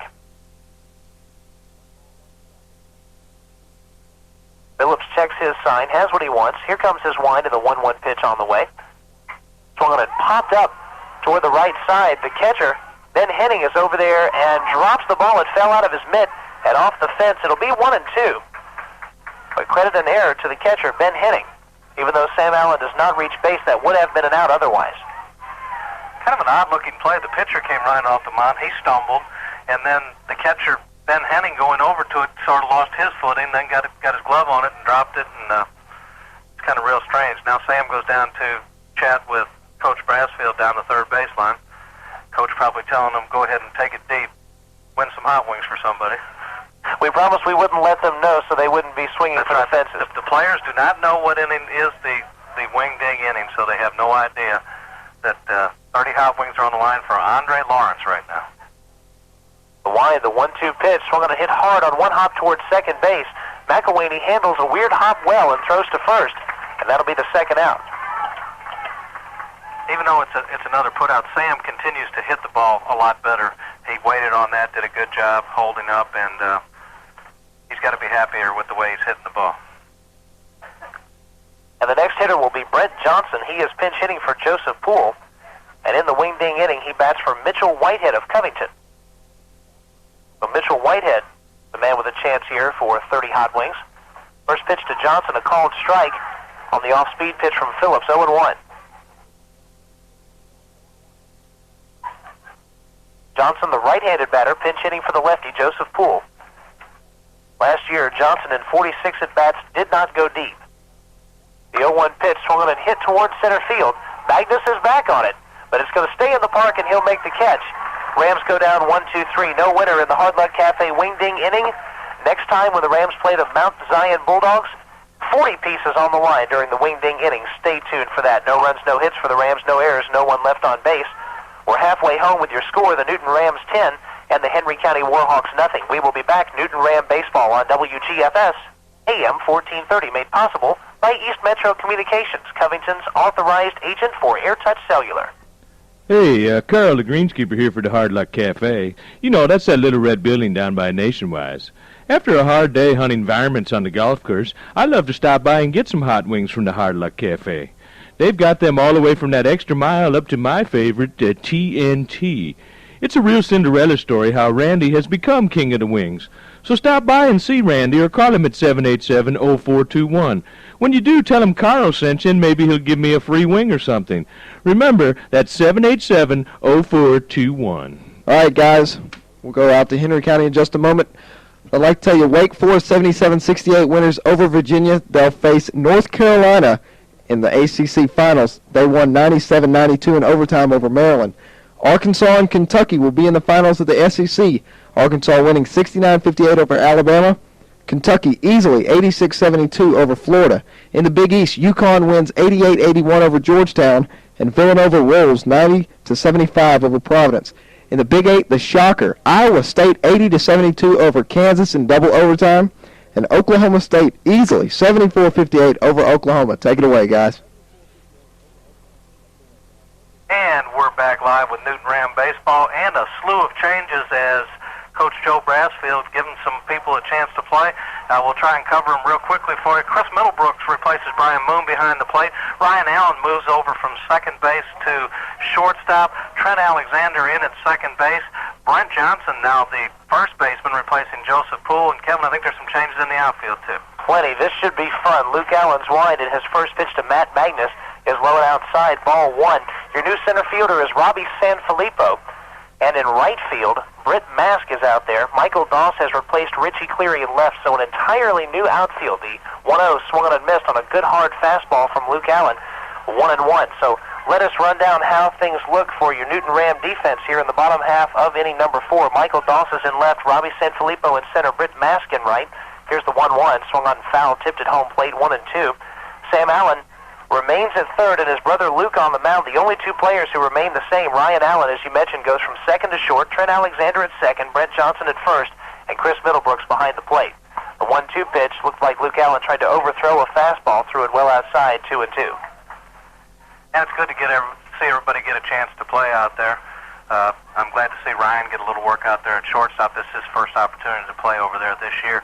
He did fill in quite a bit last year when Matthew Hires was injured or did some pitching too. And he may be needed to fill in more this year at short. The 2-2 high and inside, so a full count here to Matt Magnus. He'll be followed by Will Chafin and Mike Standridge. That's the second, third, and fourth spots in the order for Henry County. 3-2 swung on and hit deep toward left field. Doss goes back on it. Still going back, looks up. This one is out of here. Matt Magnus, the Henry County Warhawks center fielder, drills one deep to left. That is, ladies and gentlemen, the first earned run the Rams have given up in 1995. In 24 innings, it is 10-1. And the Warhawks come out to congratulate him. He got all of it. There was no doubt about it. Once it left the bat, Luke came inside, kind of hung one up there, hung it out to dry, and he took it downtown. Credit Magnus for turning very well on an inside pitch and drilling it hard toward left field. A lot of times, if you can get the good bat speed and turn on the inside pitch, it'll go a long ways, and that's what happens there. First home run allowed from the Newton Ram staff this year. And you know the scoreless streak, the unearned run streak couldn't continue all year, so now that's a thing of the past. Now they can go ahead and just go on and finish this game, get a victory, and look onward to the next game. Will Chafin struck out looking his first time. The wind and first pitch to him. There's a called strike outside corner, 0-1. Very important for Luke Allen after that to come back and continue to throw strikes, despite the fact he's facing the middle of that Henry County Warhawk order. As the wind and the 0-1 pitch, another called strike, this time a curveball that caught the inside portion. It's 0-2. Really good curveball right there. Hit Will Chafin bailing out, and it snapped in at the last moment. Luke has shown a real good curveball today to go along with his good movement on his fastball. Mike Standridge on deck, struck out his first time. The 0-2 swung on and hit hard down the left field line, foul. Another inside pitch, and Chafin turned on that one almost as well as Magnus turned on his, except he got on top of it just a little too much and drove it foul. They're sitting pretty much on that fastball of Luke Allen. It'd be nice to see him come up with maybe something a little off speed and throw their timing off. They're starting to measure him a little bit now. This is the fourth inning he's pitched, and I don't think he's quite close on his pitch count yet, but by far the most pitches he's thrown this year. Rams have played 2 games in the South Metro tournament. The first time they played was against Stockbridge. They won that game 2-1. Rams had only 3 hits in that game. Next time they played Griffin, it was here at the Henry County field. They won that game 3-1, despite only 2 hits, one of them being a 2-run home run from Richie Cleary. The 0-2 is high. A ball, 2 strikes to Will Chafin, the left fielder for the Henry County Warhawks. Middlebrook's sign. Here's the wind and pitch. Swung on and popped up into right field. Could be trouble. Britt Mask is going to let it fall in front for a base hit. Mask was fooled by that one. May have lost it up there in the night sky. And playing in the lights, it looked like when the ball was first hit, he should have had an easy time getting to the ball. But I believe he did kind of lose it in the lights because it didn't land but about 5 feet away from him. And this is something the Rams will have to get used to, playing at night under the lights. And particularly somebody like Britt Mask, who hasn't played baseball in a while, it's going to take some adjusting. The Rams will have a couple of long road trips, even in their own sub-region. They'll go up and play Winder Barrow, among others, and so you can expect some late-night games in that one. There's a called strike from Luke Allen to Mike Standridge with the fastball 0-1. And you'd like to see what some of these substitutes can do on a double play situation. It'd be nice to see if Luke can induce the ground ball. There's a curveball that curved outside the strike zone, but Standridge went after it anyway, 0-2. He was guessing fastball there, and Luke snapped off a real good curveball, and he wasn't able to check his swing, just kind of feebly fanning at it. Johnson holding the runner close. There's a called strike outside corner. Standridge unhappy with the call, but it's strike 3, and for Luke Allen, strikeout number 5. And once again, he appeared to be guessing on the wrong type of a pitch there. Not looking for the fastball when Luke drilled it on the outside corner. Good pitch. He needed the strikeout right then, and he just needs to settle down and get back out of here and see if the Rams can get some more runs. Ben Henning is up there, and the 54th pitch of the game from Luke Allen is a called strike, 0-1. Joe Brasfield will let his pitchers run about 70 pitches. This could be Luke Allen's last inning unless he mows them down here in just a few more pitches. Middlebrooks setting up a throw instead to first, and Chafin is back in. One of the few times Luke's thrown over to first. Of course, there haven't been that many base runners where he's had to throw over to first. I can't really get a good view of the bullpen. Do we have any Rams warming up yet? From what I see, we have no action yet in the Newton County bullpen. There's a fastball inside, a ball and a strike. Newton County holding the Henry County Warhawks to 3 hits and 1 run. That coming on the home run from Matt Magnus, a solo shot to lead off this inning. Runner at first, 1 down. The 1-1 pitch, a curveball, missing the outside portion of the plate, 2-1. Good job there by Chris Middlebrooks trying to frame that pitch on the outside corner, trying to move back in, but did not get the call. He's a pretty able catcher in himself, but hard man to unseat the starting catcher for the Rams in Brian Moon. The 2-1 pitch, there's a called strike on the outside corner, 2-2. Middlebrooks a catcher by trade, as was Sam Allen before he transferred to Newton County. Allen eventually learned to play third base. Chris Middlebrooks will stay behind home plate this year, and maybe we'll have a chance next year after the graduation of Brian Moon. There's the 2-2, swung on it, just hit foul down the first base line. Foul by less than a foot. Remains 2 balls, 2 strikes. And fortunate for the Rams that did go foul, because that could have been trouble, as it would have headed in towards the right field corner. Probably would have had runners at least on the corners and possibly second and third, but a little bit of a break for the Rams. Would have been a tough break for Luke Allen. He made a good pitch, and the batter, Ben Henning, didn't really get around on it, but those are the kind that can hurt you sometimes. Allen checks the runner.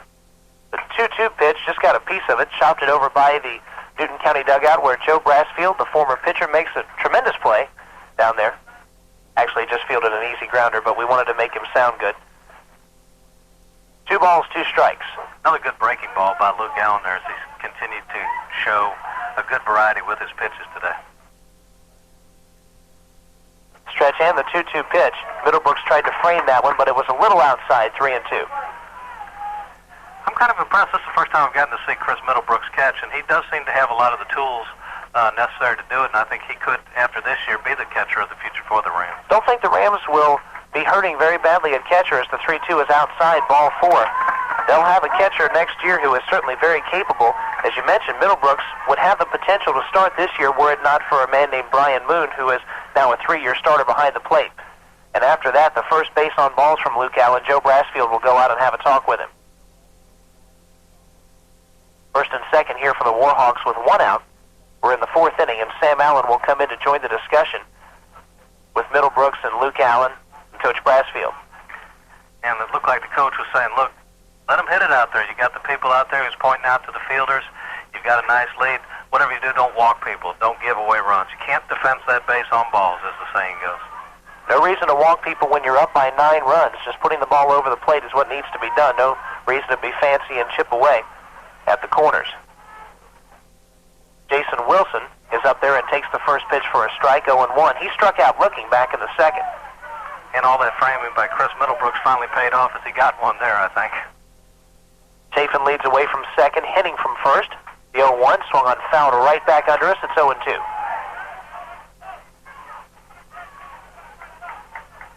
The Rams, after the South Metro Tournament Finals, which will be a week from today, are going to take 9 days off. It's a tradition that Joe Brassfield believes in, and of course we don't know much about his tradition since he's a first-year head coach here. But the Rams will take that week, practice every day, and work on fundamentals. The 0-2 is outside, 1-2. The Rams will come right back, though, after those 9 days rest and begin their region schedule immediately. That'll be on the 27th of March, and of course you can hear those games live right here on WGFS as we bring you just about all of the Newton Ram games. The 1-2 pitch is low. It gets away from Middlebrooks, and the runners will move up a base.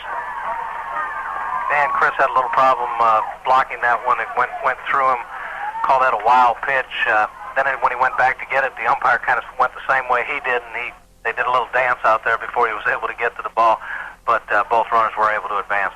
This is where Luke's going to really have to bear down and just throw strikes so they can keep any more runs from coming across the plate. It takes away the double play possibility. Here's the 2-2 pitch. Swung on and bounced right in front of the plate. It is past Luke Allen.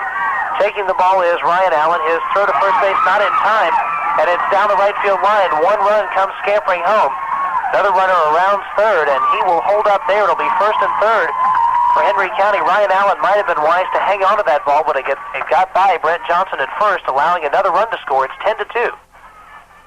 And once again, those are some of the problems that we talked about with the first baseman last year. That ball looked like it might possibly have been able to have been caught, but Brent Johnson hasn't played a whole lot of first base, so you got to give the error on the throw to Ryan Allen. First and third with 1 out, and Travis Thomas up there. Luke Allen faking a throw toward third and throwing toward first, and for the 768th time consecutively, it does not work. Although I did see it work one time. It was amazing. Somebody was actually dumb enough to get caught off on that. I think I remember. Alan Wiggins got caught on it twice in a week and was out of baseball very quickly. There's a swing and a foul back to the screen, 0-1. And believe me, if you get caught on that play, you need to be out of baseball because you're out there snoozing. Ram, the infield is at double play depth. You'd like to see him get a chance to try and turn it. That last one, just a real slow hit ball. I believe if Ryan Allen held it, they would have kept a run from scoring on the play. Stretch from Luke Allen is pitched, swung on and fouled off out of play, 0-2. Allen has struck out 5 men. He has walked only 1. It was in this inning. 4 base runners have gotten on for Henry County if you include the home run from Magnus. After that, a single from Will Chafin, and a walk to Ben Henning and Wilson reaching on the air. And they're rubbing up the baseball a little bit out there now. Luke didn't like the feel of it. You pretty much have to think now with all these pitches he's thrown here, this will probably be Luke Allen's last inning of work. He's thrown 68 pitches according to our official pitch count. And the 69th pitch of the game from Luke Allen is outside for ball 1. Looks like Coach Brassfield, for now, is going to stick with Luke Allen because as of yet we still see no action for the Newton Rams. May let Luke Allen try to finish this 4th inning, then bring in Lance Cawthon, the 1-2, instead to first and back in safely. And Luke seems to show a pretty good move over to first base on the few times he's had to throw over there. Something you need to do is keep that runner at first close. Keep them from taking off with a running start. Home plate umpire called time momentarily, took a stroll out toward first base for whatever reason, but now he is ready. Our score sheet is an absolute mess, as all but 2 positions have had at least 2 people playing it. There's a swing at a high fly ball towards center field. Center fielder makes a terrific catch over his shoulder. That's Robbie Sanfilippo that makes the catch. A run scores to make it 10-3. Sanfilippo was fooled by the ball, made a good catch to recover from being fooled by it. He originally stayed in his tracks, but then had to run back deep and make the catch over his shoulder. And once again, I think, particularly now with an entirely new outfield, people that don't get to play a lot, playing under the lights, but a real good recovery, as you said, by Robbie Sanfilippo to keep further damage from happening. Here is Ladd Hammond, the Henry County freshman, 1-for-1, owner of the first base hit of this game for the Warhawks. A single in the 3rd, takes the first pitch for ball 1. Due up for the Rams in the top half of the 5th inning, Britt Mask, Matt Easterday, and Robbie Sanfilippo, we think. There's a swing and a foul ball behind the screen. It's 0-1. Trent Alexander figures into this picture somewhere, probably in the number 9 spot in the order. We may be sorting this out as we go along the next few innings. The Rams made those mass wholesale changes there. It was almost like a football change. The offense came in and the defense went out. And like we said, only 2 players stayed on, the 2 brothers, the Allen brothers. Luke and Sam stayed in their original position, and Ryan Allen, no relation, stayed out there also. So the Allens stayed in, everybody else came out. That simplifies it. So all 3 of the Allens still in there, one of them in a different position, the 1-1. Swung on, checked his swing, came to the pitcher, Luke Allen, who will go to first base for out number 3 and finish out this inning. But Henry County puts 3 up on the board on 2 hits. There was 1 Newton error, 1 man left on base. We have played 4 from Craig Lunsford Stadium at Henry County High School in McDonough, Georgia. Your score is 10-3. The Newton Rams on top. Newton Ram baseball on WGFS AM 1430, made possible by East Metro Communications, Covington's authorized agent for AirTouch Cellular. Charles Evans Nissan refuses to be undersold. We will meet or beat any advertised price on any in-stock unit.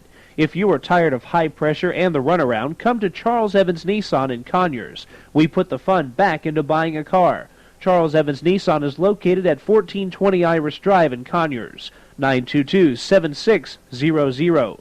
Remember, Charles Evans Nissan. We won't be undersold. That's 922-7600. How do you spend your Saturday mornings? Why not join Bill Dolan and Kevin Holden from 9 to 10 for the Saturday Morning Super Trivia Spectacular? That's your chance to win prizes and show your knowledge of trivia right here on WGFS AM 1430. If you're a serious sports fan crying out for serious sports talk, then you need to tune in to WGFS AM 1430 every Saturday between 10 and 12 as we bring you Sports Source Weekly, sports talk for the serious sports fan. Todd Q. Chapman and Kevin Holden will be fielding your phone calls. We'll be discussing a variety of sports on the professional level, collegiate level, as well as local high school sports. That is Sports Source Weekly, heard every Saturday between 10 and 12 with Todd Q. Chapman and Kevin Holden, right here on WGFS AM 1430. And welcome back to Craig Lunsford Stadium in Henry County. Trent Alexander is on the on-deck circle. We'll go that far. As far as Henry County is concerned, there is a new pitcher, Travis Thomas, a new first baseman in Will Chafin. He comes in from left field, and Hawkins goes out to play left field. And Travis Thomas in there, and his first pitch on the way to Britt Mask. Wind and the pitch, low and outside, ball one. Britt Mask made his first at bat in the last game, and I believe he did manage to get a base hit. There's a swing and a line drive towards center field and a base hit for Britt Mask. Mask putting good aluminum on that ball and a leadoff base hit here for the Rams in the fifth. And once again, the Rams continue to follow basics, taking the ball where it's pitched. Took that one right back from whence it came with a hard rifle shot up the middle. And Britt Mask has looked pretty good so far with the stick, Kevin. He most certainly has, and if he can improve his defense some, he may turn out to be a person the Rams can really use in the outfield. The hitter is Trent Alexander. He takes a pitch for a strike, 0-1. Trent also with that perfect 1,000 batting average this year, one for one in his only at bat. But not afraid to put it on the line here. Mask taking his lead away from first. As the first baseman holds him close, the pitch is inside, ball one. Their outfield is Jeremy Hawkins now in left with Matt Magnus in center and Craig Gibson in right. Around the infield, still the same except Will Chafin at first. Travis Thomas checks his runner. His pitch swung on and missed. Alexander taking a big cut. We haven't really seen too many of these big, wild cuts like that. Trent really trying to tee off on the ball there. For the most part, the Rams have really been disciplined at the plate and really stroking the ball and hitting it where it's been pitched. A ball and two strikes, and Robbie Sanfilippo is on the on-deck circle. This would be his first at-bat of the season. The 1-2 pitch in the dirt, 2-2. Momentarily gets away from Ben Henning, but he finds it in time, and Mask will stay put at first base. And you could hear somebody holler out to Ben Henning, the catcher, that at your feet, and that's what you need to do. You need to help your catcher out when he loses sight of the ball.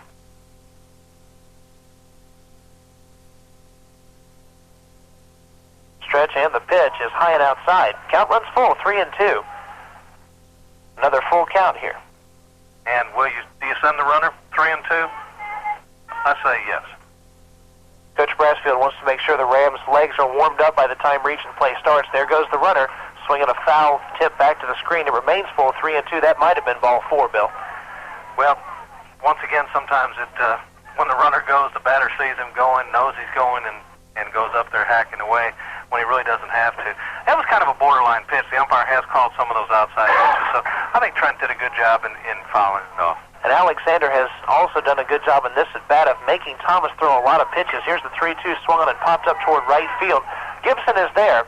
He will make the play. He originally broke toward his right, our left from up here in the press box, and had to run a good 5 steps back to his right, but he made the play cleanly, and Mask is back at first base, and Trent Alexander's 1,000 batting average is no more. Lost half of it on that one at-bat. But it was, like you say, a good at-bat. He forced the pitcher to throw a lot of pitches, and he did make contact with it. Britt Mask had to stop in his tracks and scamper back to first base. Here's Robbie Sanfilippo, his first varsity at-bat. Stretch of the first pitch to him. He takes it for a strike, 0-1. Robbie Sanfilippo, part of a Rockdale Southern 13- and 14-year-old recreational team that won their state championship. That was back in 1991. Correct that. It was an 11- and 12-year-old group. They went to Texarkana for the World Series. There's a swing and a high pop fly to left field. Jeremy Hawkins is there. He has to run way in. Misjudged the ball at first, but he made the play finally for out number 2. Made it an adventure out there at left field. And apparently, the folks out there for both sides having trouble picking up the fly balls. You got to wonder if in fact, as I look at the lights, there seems to be a real glare coming off, and they all seem to be struggling with it. No one's having an easy time on the ball hit up in the air. So just about any fly ball you can say is going to be an adventure. Here is Chris Middlebrooks. This is, for Middlebrooks, his third game. First time he's been in the field. The first pitch to him low, 1-0. Middlebrooks on the year is 1 for 3. He has walked 3 times, though. A good on-base percentage. 6 times up to the plate. He's been on base 4 times. He's been DHing in those games. Right-handed batter awaits the 1-0 offering. Thomas delivers and swung on, popped up right behind us, and out of play, 1-1. Well, as long as Chris is going to be playing catcher this season, he probably won't see a whole lot of time in the field defensively, unless in the event of a doubleheader you might, or in some games where there is the Rams get ahead, or hopefully not way behind. In this case, Coach Brassfield looking to put some second-teamers out there and get them some early experience. With the Rams up 10, now they're up 7. There was a pitch out on a 1-1 pitch. They were looking for Britt Mass to be going there. It's 2-1. And on that pitch, Britt didn't have any intention of going. The also football star from the Newton Rams team, and I guess we'll be seeing him again this fall. He will be a starter for the Rams team for the next couple of years. Stretch from Thomas. Mask is going. The pitch swung on, foul, tipped right off of Henning's mask, and right there in front of home plate, 2-2. Britt Mask doesn't look like a center, but that's what he played. He was the backup last year. And of course, I guess Marcelo Baines, starting center, will graduate this year, won't he? That's exactly right, and Marcelo Baines, who had to step in after an injury to Drew Denman, and became the starting center. Baines will certainly get some offers from a lot of people. He was named an MVP from WGFS for the football season. The 2-2 pitch, high and inside, 3-2. Of course, Marcelo Baines did his best work on defense. That's where he terrorized a lot of opposing quarterbacks as the Rams put together their first winning season in a while. They finished 7-3. Stretched the 3-2 with the runner going, swung on and popped up foul, out of play. It remains full. The Rams did have a winning record in 92, but kind of tainted. It was 5-4-1. But they had only 5 wins that year. Britt Mass must feel like he's doing wind sprints out there right now as he continues to break on the pitch and having to go back. He'll be well in shape by the time football practice starts during the summer. Middlebrooks awaiting the 3-2 offering, and it is on the way. Swung on and missed. Middlebrooks upset. He swung on a pitch outside the strike zone. He goes down. The Rams do not score in the 5th. They have 1 base hit, but Britt Mask, after the leadoff single, is stranded at first base. We have played 4.5 innings with your score, the Newton County Rams 10 and the Henry County Warhawks 3, and we will be back right after this. Newton Ram baseball right here on WGFS AM 1430, made possible by East Metro Communications, Covington's authorized agent for AirTouch Cellular. If you want to save money on a great chainsaw, you want the Husqvarna 51. Because right now at Coast to Coast Home and Auto, you can pick up the powerful, reliable, and lightweight Husqvarna 51 for only $329.95. That's a savings of $70. With 3.1 cubic inches, the Husky 51 has the power to do some serious cutting. Thanks to an extra-large air intake and filter, it runs clean and cool. It weighs just over 11 pounds and features a combination choke idle for easy starting. What's more, it has one of the industry's lowest vibration ratings. It all adds up to a saw that lets you do a lot more with a lot less effort.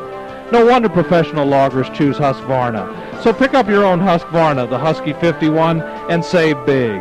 It's just $329.95 at Coast to Coast Home and Auto. Call them at 786-7979 for more information, or see them on the square in downtown Covington. For the best in chiropractic care, visit Lithonia First Chiropractic. Dr. Michael Brust specializes in nerve and spine rehabilitation. Call for an appointment, 482-1114, 482-1114. Most insurance accepted, and we take care of your insurance paperwork at no charge to you. Call Lithonia First Chiropractic at 3081 Stone Mountain Street in Lithonia, 482-1114, 482-1114. And welcome back to Newton Rams baseball. The Rams with a couple more changes. Richie Cleary making his second pitching appearance of the season. And here to tell you how he's done so far this year, Kevin Holden. All right, Bill, we thank you very much. Richie Cleary, 3 innings pitched this year, has given up 3 hits, no runs. He's walked 2 and struck out 2. And Cleary in that game picks up the technical save by pitching 3 innings in that game. It was a 7-0 victory, but Cleary, with 3 innings pitched, was given the save by the official scorer in that game. Luke Allen is in center field, and in terms of the hitting changes, we'll have to deal with that as they come. We'll see if there are any more defensive changes. So far, we see none. Luke Allen replacing Robbie Sanfilippo in center field. Richie Cleary with the wind, his first pitch, a fastball, called strike. Craig Gibson was looking to bunt, but pulled it back. Another fake bunt as he had his last time up. It's 0-1. Cleary's wide, and his 0-1 pitch is high, a ball and a strike. Cleary, a very quick worker, something the Rams would like to have under these circumstances. And a pretty good outing by Luke Allen, only giving up 3 runs, and probably at least 1, maybe 2 of them were unearned. There's a swing and a miss. It is 1-2. Craig Gibson, the right fielder for the Henry County Warhawks, struck out his first time. Cleary's wind and his 1-2 pitch, tried to drop a curveball in, but just missed it. It's 2-2. Richie doing a good job of mixing the pitches up, moving it around, and what he needs to do is just to continue to throw strikes. And his pitch, Gibson was kind of running away from it, swung and fouled it back toward the third base side, 2-2. Kind of a handcuff job there by Richie. Got it right in on his hands, and he was not able to do anything with it, but just barely fouled it off. And the 2-2 pitch, a fastball, high and outside. Count runs full now, 3-2. Luke Allen pitching 4 innings and facing 17 batters. He gave up 3 runs on 3 hits. He walked 1, and he struck out 5. The wind and the payoff pitch is in the dirt, ball 4. Cleary walks the first man he faces, something you definitely do not want to do under these circumstances, up by 7, just looking to throw strikes. That was a problem that bothered Richie Cleary last year, was the control, not throwing the strikes. His first outing, he did a pretty good job at it. I don't believe he walked anybody in that first outing this year, did he? Actually did walk 2 men, but it was later in the game. He did do a very good job in those first few innings, keeping away from the walk. A throw to first base. Gibson is back in. Kevin McElwaney is up there, 0 for 2 with a couple of groundouts to short. The pitch is past Middlebrooks and back to the screen. The runner will advance to second base. That one over Middlebrooks' head. And a wild pitch there. As that one really sailed on Richie Cleary, going all the way back to the screen. Chris Middlebrooks went back and got it in a hurry, but wisely just held on to the balls. They would not have had a chance to throw him out down at second. After McElwaney, Matt Magnus, who last time up drilled one to left field for a home run. The 1-0 pitch is high for ball 2. Richie Cleary wanted the strike call on that one. Pretty good looking pitch there. I guess the umpire decided it was a little high, kind of like a major league strike zone there. Looked like a pretty good pitch from here, though. The stretch, the 2-0 pitch, a curveball, which stayed high. And Cleary now way behind 3-0. 13 innings pitched last year from Richie Cleary. He did walk 9 people in those 13 innings, but he struck out 13. Gave up 11 hits. Stretch and the crippled pitch. There's a called strike, the old automatic 3-1. And you can pretty much take to the bank that if Richie comes in and starts walking people, he won't be in there long. Coach Brasfield showed that in the one game where he pulled Sam Allen out after just facing a couple of batters. And there is ball 4, the second consecutive walk for Cleary, and you can bet that very, very soon some action will be going in the Newton Ram bullpen. Already somebody is walking in this direction, perhaps to warm up. We see Joseph Poole out there. Joseph Poole is a person that Coach Brasfield has mentioned as a potential pitcher, but we haven't seen pitch yet this year. Here's Magnus, 1 for 2 with that home run last inning. He also flied out in the first. Stretch and first pitch to him is high, we think, for ball 1. He's certainly not getting any help from the umpire. He's thrown some pitches that have been real borderline, looked like pretty good pitches, and is not getting any help at all from the umpire. The 1-0 pitch, a curveball. There's a called strike, ball and a strike. Henry County with 3 hits in this game. 1 of those came in the 3rd and 2 in the 4th. As the 1-1 pitch is low for ball 2. Henry County put 3 across in that 4th inning, breaking the 0 on the scoreboard and making it 10-3 Newton County. The 2-1 pitch is inside for ball 3. The Rams have not scored since the 3rd inning. In fact, since then, they've only had 1 man reach base. That was Britt Mask, who singled in the top half of this inning. Middlebrooks with the sign. Here's the 3-1. Inside, ball 4. Richie Cleary has come in and walked the bases loaded in the 5th. Something that'll give your manager gray hair in a hurry. And this is really nothing at all like Richie pitched his last outing, but I think he's letting the calls get to him a little bit. Some of the calls that he didn't get from the umpires, you could see it was upsetting him. And then instead of coming back and throwing a good pitch, the next pitch, he tried to overthrow it a little bit, got a little bit wild. Coach Brassfield, as any good coach, is out there talking to him right now and explaining the situation. He does not appear to be real happy with him right now and talking to Richie. With the bases loaded now and no one out, Henry County sends up the 3, 4, and 5 spots with a distinct chance to get back into this game if Cleary can't settle down in a hurry. Will Chafin will be the hitter. He's 1 for 2, signaling a run score to the 4th. And this is the part of the lineup that could really hurt you, so Richie needs to really bear down and throw some strikes. Wind in the first pitch, called strike outside corner, 0-1.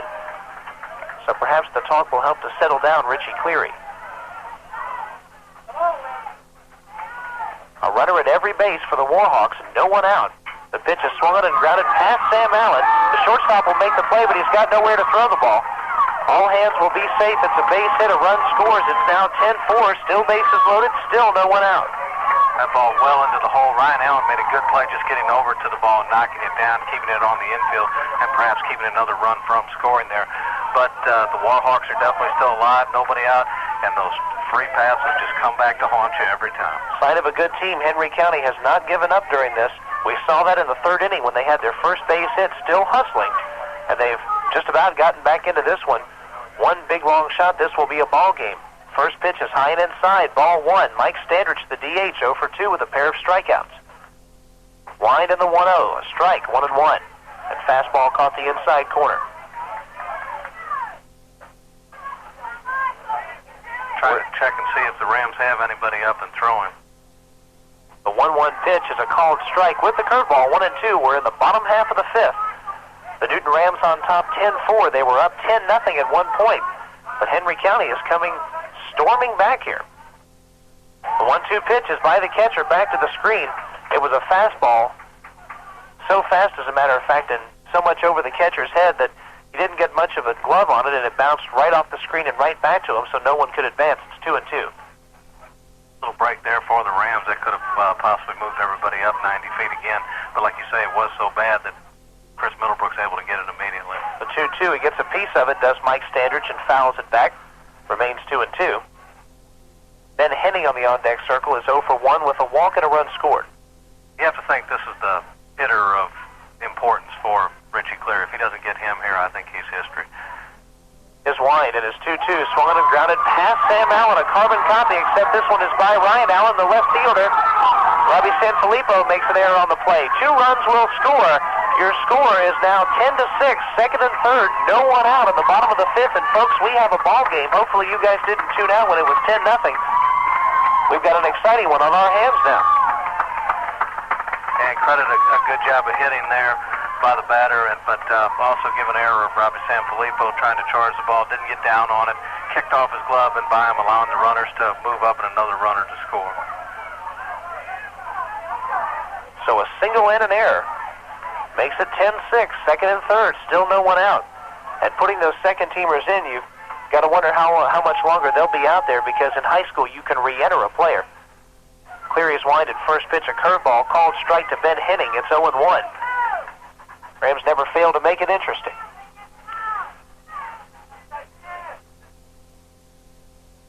Cleary goes into the wind. Here is his 0-1 pitch. It's high, 1-1. What was once a 10-0 lead is now 10-6. And when Richie Cleary has been wild, he has been wild high, which normally tends to mean he's trying to overthrow. And the 1-1, low and inside. It's now 2 balls, 1 strike.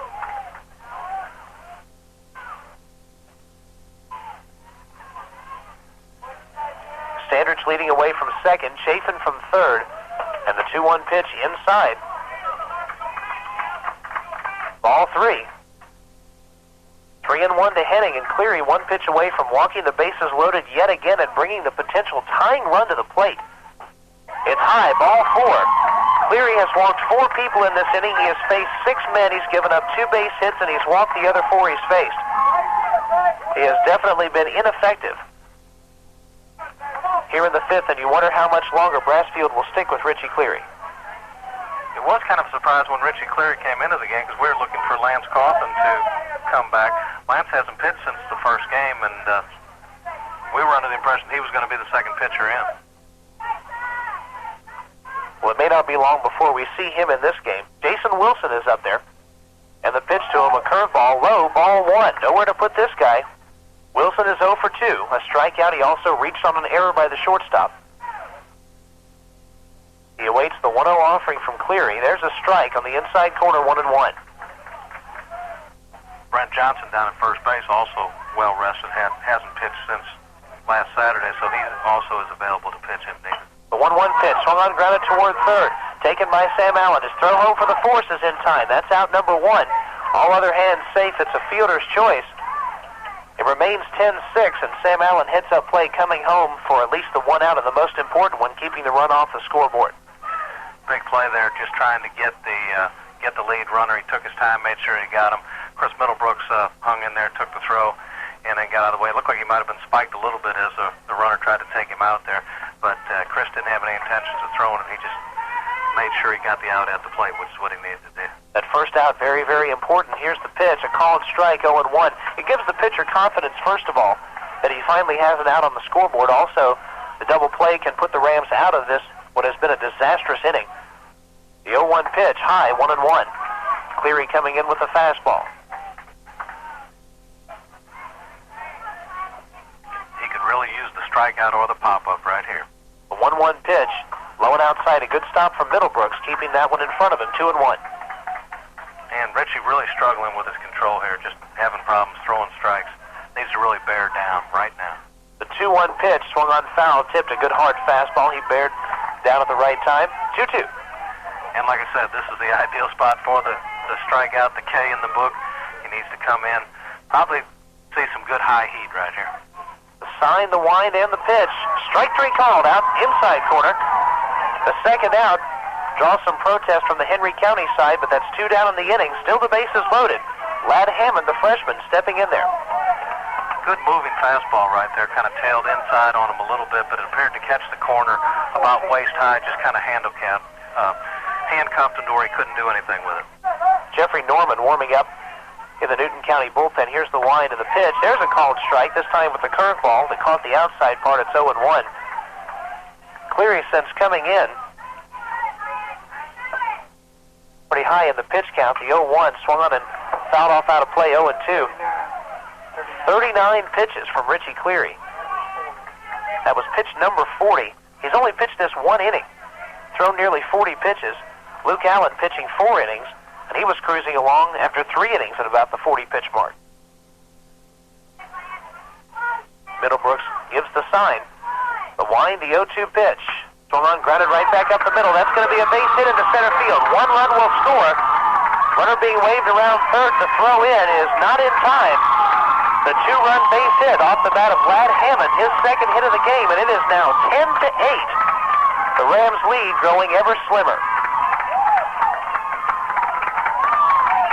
Really not a good pitch there by Richie Cleary. He had him in the hole and just served up a room service fastball that the hitter was able to just drive right up the middle, and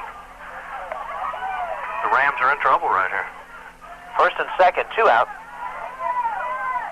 Rams will look to come after the next hitter, Craig Gibson, who is the 10th man to come up in the inning. Richie Cleary has faced 9 men so far. He has given up a total of 3 base hits. He's walked 4. Another one has reached on a fielder's choice. And it looks like Henry County may be making a substitution here. They bring in Wesley Bargo, right-handed batter, as the pinch hitter here for Craig Gibson. So Bargo, the 10th man to bat in the inning, and pinch hitting for Gibson, who started this inning. Cleary walking him, and the next 2 men to load the bases. And as so often comes back to haunt you, those bases on balls are just murder. All of them have come around to score now. Bargo represents the potential go-ahead run for the Henry County Warhawks. When we were going to the bottom half of the 4th, Luke Allen was cruising and the Rams were up by 10. That seems like ages ago. There's a called strike on the inside corner. It's 0-1. Cleary still working quickly. His stretch and pitch, a check swing. He went around on it. It was a curveball that floated outside, 0-2. Good pitch there. Really had the batter off balance, and he needs to strike out. The 0-2 pitch swung on and missed, and Richie Cleary comes in and finally gets it done with the strikeout. But 10 men come to bat in the inning here for Henry County. They pick up 5 runs. They do so on a total of 3 base hits. There was 1 Newton County error and 2 big men left on base, and after 5, it's a ball game, folks. Newton County 10, Henry County 8. We will be back. Newton Ram Baseball on WGFS, AM 1430, made possible by East Metro Communications, Covington's authorized agent for AirTouch Cellular. Charles Evans Nissan refuses to be undersold. We will meet or beat any advertised price on any in-stock unit. If you are tired of high pressure and the runaround, come to Charles Evans Nissan in Conyers. We put the fun back into buying a car. Charles Evans Nissan is located at 1420 Iris Drive in Conyers, 922-7600. Remember, Charles Evans Nissan. We won't be undersold. That's 922-7600. It's the Best Buys of March going on now at Mayfield Ace Hardware on the Square and in Newton Plaza. A Keller 6-foot aluminum stepladder, only $25.88. An ever-ready floating lantern, $3.99. Quick-set entry lock or deadbolt, just $7.97 each. And Enforcer drain care, $4.88. It's the Best Buys of March going on now at Mayfield Ace Hardware on the Square and in Newton Plaza. And welcome back to Craig Lunsford Stadium. And if your heart is pounding a little bit after that last inning with good reason, the Rams letting their lead dwindle away. And here, trying to get you some more runs and put a little cushion back in there, the voice of the Rams, Kevin Holden. Bill Dolan, we thank you very much. And yes, the Rams are needing cushion now.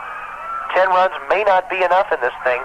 These are the type of games that we expected to see, Bill, from the Rams in '95, a 10-8 affair after 5 innings.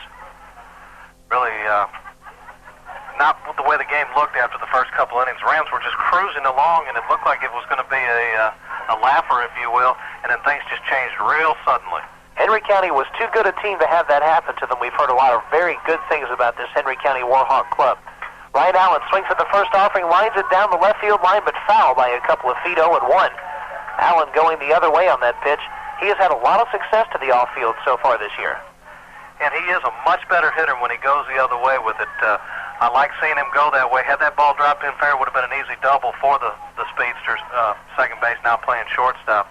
And that's what the Rams need to do. Go back to those basics again. Go up there and get some base hits and bring them around. After Ryan Allen, we'll see Luke Allen. And then perhaps a pinch hitter for Michael Doss, as there's a pitch high and outside, ball 1. This game had gotten so out of hand in Newton County's favor that Coach Brassfield had made several changes and put in a lot of second-team players, younger players. Look for some of the more seasoned high school veterans to come back in. The 1-1 fouled off to the left out of play. It's 1-2. Ryan Allen battling up at the plate, once again trying to go the other way with the ball. And it's going to take some base hits and some runs and put a little cushion on it. A 2-run lead just doesn't appear safe to me, Kevin. Henning flashes the sign to his pitcher, Travis Thomas, with the 1-2 delivery. Swung on and missed. It was an off-speed pitch, dipping down and inside to the left-handed bat. For Travis Thomas, the second strikeout in a row. And Ryan was fooled up there. I think he was looking fastball, got fooled by the off-speed breaking ball, and made a feeble attempt at it, and that's 1 away. Luke Allen, the hitter, 2 for 3. Couple of singles in the first few innings, a ground out in the third. And Travis Thomas, awaiting his first pitch on the way to Luke Allen, taken high for ball 1. In the first inning, the Rams, 2 runs on 3 hits. In the second, 7 runs on 8 hits. In the third, a run on a hit. In the fourth, no runs, no hits. In the fifth, no runs on 1 hit. So far in the sixth, they have not had a base hit. 1 down. And Luke Allen looking for the first hit of this inning as there's a pitch high and outside, 2-0. And Travis Thomas having problems with the breaking ball, not able to get it to snap off. So Luke can pretty much probably sit on a fastball here, I think, since he's having trouble getting the breaking ball over. The wind, the 2-0 pitch. It is a fastball swung on and hit high toward left field. It may stay in play. Jason Wilson goes after it. It will fall out of play down the third base side, 2-1. And Luke was looking for the fastball. got a pretty good cut at it, but fortunately got out of play before either the third baseman or the left fielder could come in and make a play on it. On the on-deck circle is Richie Cleary. He'll come back in and hit. Michael Doss hit for him in the fourth to kick off the Hard Luck Cafe wing-ding inning. But Cleary will be back in there as the Rams try to pad this two-run lead. The 2-1 hit off to the left field side and out of play yet again. It's 2-2. The left-handed batter's going to that left side. And Luke a little upset with himself. He had a good pitch to hit there, knows he should have gotten it and hit on the top part of the bat and just fouled back. But he's battling up there, and we'd like to see him get something started here. Here comes the wind from Travis Thomas. His 2-2 pitch well outside. It looked like an off-speed, and it runs full to Luke Allen, 3-2. Trying once again to throw that backdoor curveball, and once again, no bite on it, no snap. So I think with the count full, Luke can dig in and look for the old number one. We're well in excess of 2 hours in this game. We're only in the top half of the sixth inning. One reason, Bill, is a lot of 3-ball counts, a lot of 3-1, 3-2 counts on a lot of different hitters. And the umpire down warning the Rams at the dugout, I guess trying to talk them back into the dugout. Perhaps they were coming out onto the field. Sam Allen was out there standing right behind Richie Cleary. He is due up after Cleary, who is due up after the current hitter, Luke Allen. The umpire motioning Sam back into the dugout. The 3-2 pitch. Low, ball 4. Rams with a base runner here with one down. Luke Allen with a pretty fair amount of speed, especially for a cleanup man. He'll be at first, and Richie Cleary will be up there. Cleary, before being lifted, was 2 for 2, a single, a double, and a run scored. So his wildness and ineffectiveness on the mound certainly did not translate at the plate, where he was very, very good in his 2 at-bats. And you'd like to see him maybe make up for a little bit of that right here. Cleary has closed up his stance a little bit, Bill. Looks like he's pointed a little more towards center field than he usually is. The first pitch to him hit high and hard toward right center field. Outfielder's going back on it. Still going back. He's unable to make the play as Craig Gibson looked like the ball came out of his glove. Looked like he dropped it. And Cleary's safe at first base. Luke Allen had to hold up, and he'll have to stop at second. And Richie Cleary drives one to right field as he continues to show his ability to drive the ball to all parts of the field. He's hit him hard to every which way. That was a tough chance for the right fielder. He kind of turned himself around in circles, but the ball landed in his glove. He probably should have been able to make the play. So Cleary reaching here, and now first and second for the Rams with one down. The hitter will be Sam Allen. Allen has stayed in this game the entire time. He is the only Ram.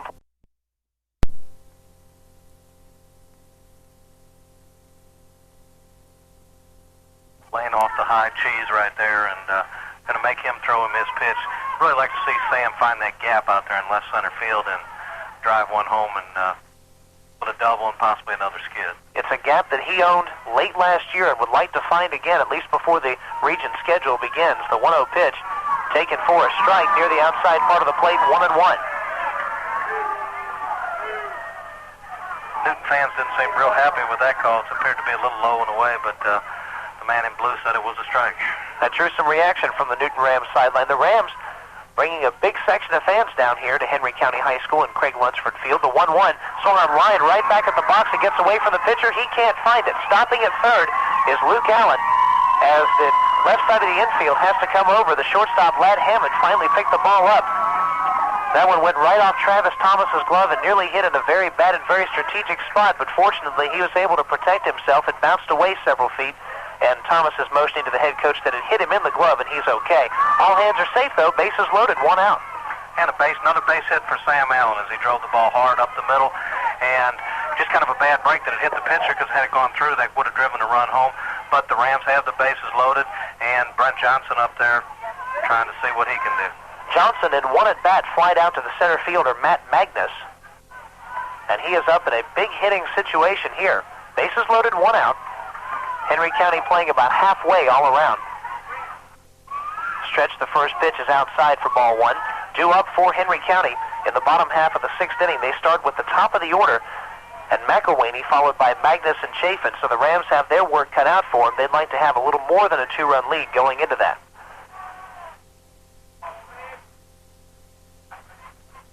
Stretch from Thomas and his delivery outside, ball 2. There is no place to put Brent Johnson. There is a Newton Ram base runner at every base. Luke Allen is at third, Cleary at second, and Sam Allen at first. Brent Johnson can really dig in and look for something to drive. If it's not a perfect pitch, he can lay off it. But you're going to look for something probably right down central here. We'll see how the Warhawks handle it as Ben Henning is giving the signals to his pitcher. Thomas in the stretch position. His pitch is a curveball for a strike, 2-1.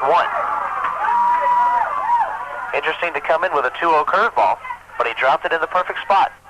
Managed to get it in, but of course with Brent Johnson ahead in the count, he did not have to offer at it. Now he can still dig in, and he's still ahead in the count, so he can still look for a good pitch to drive.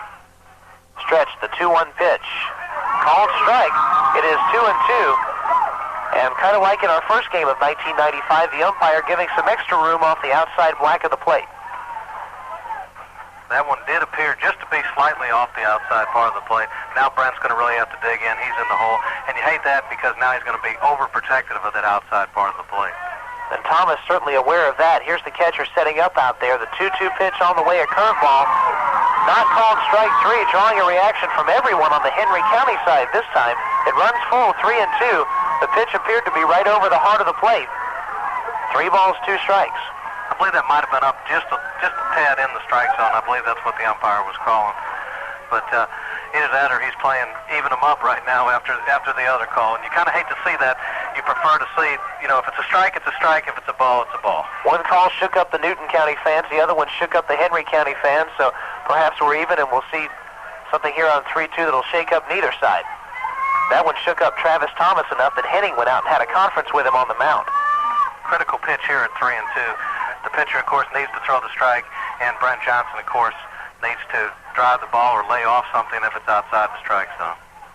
One wide one here, and Thomas has walked in a run. The 3-2 pitch swung on and hit up the middle on one hop. It's past the shortstop into center field. 1 run will score. Here comes Cleary around third base. The throw-in is past the catcher and back to the screen. 2 runs have scored. It's 12-8. Newton County.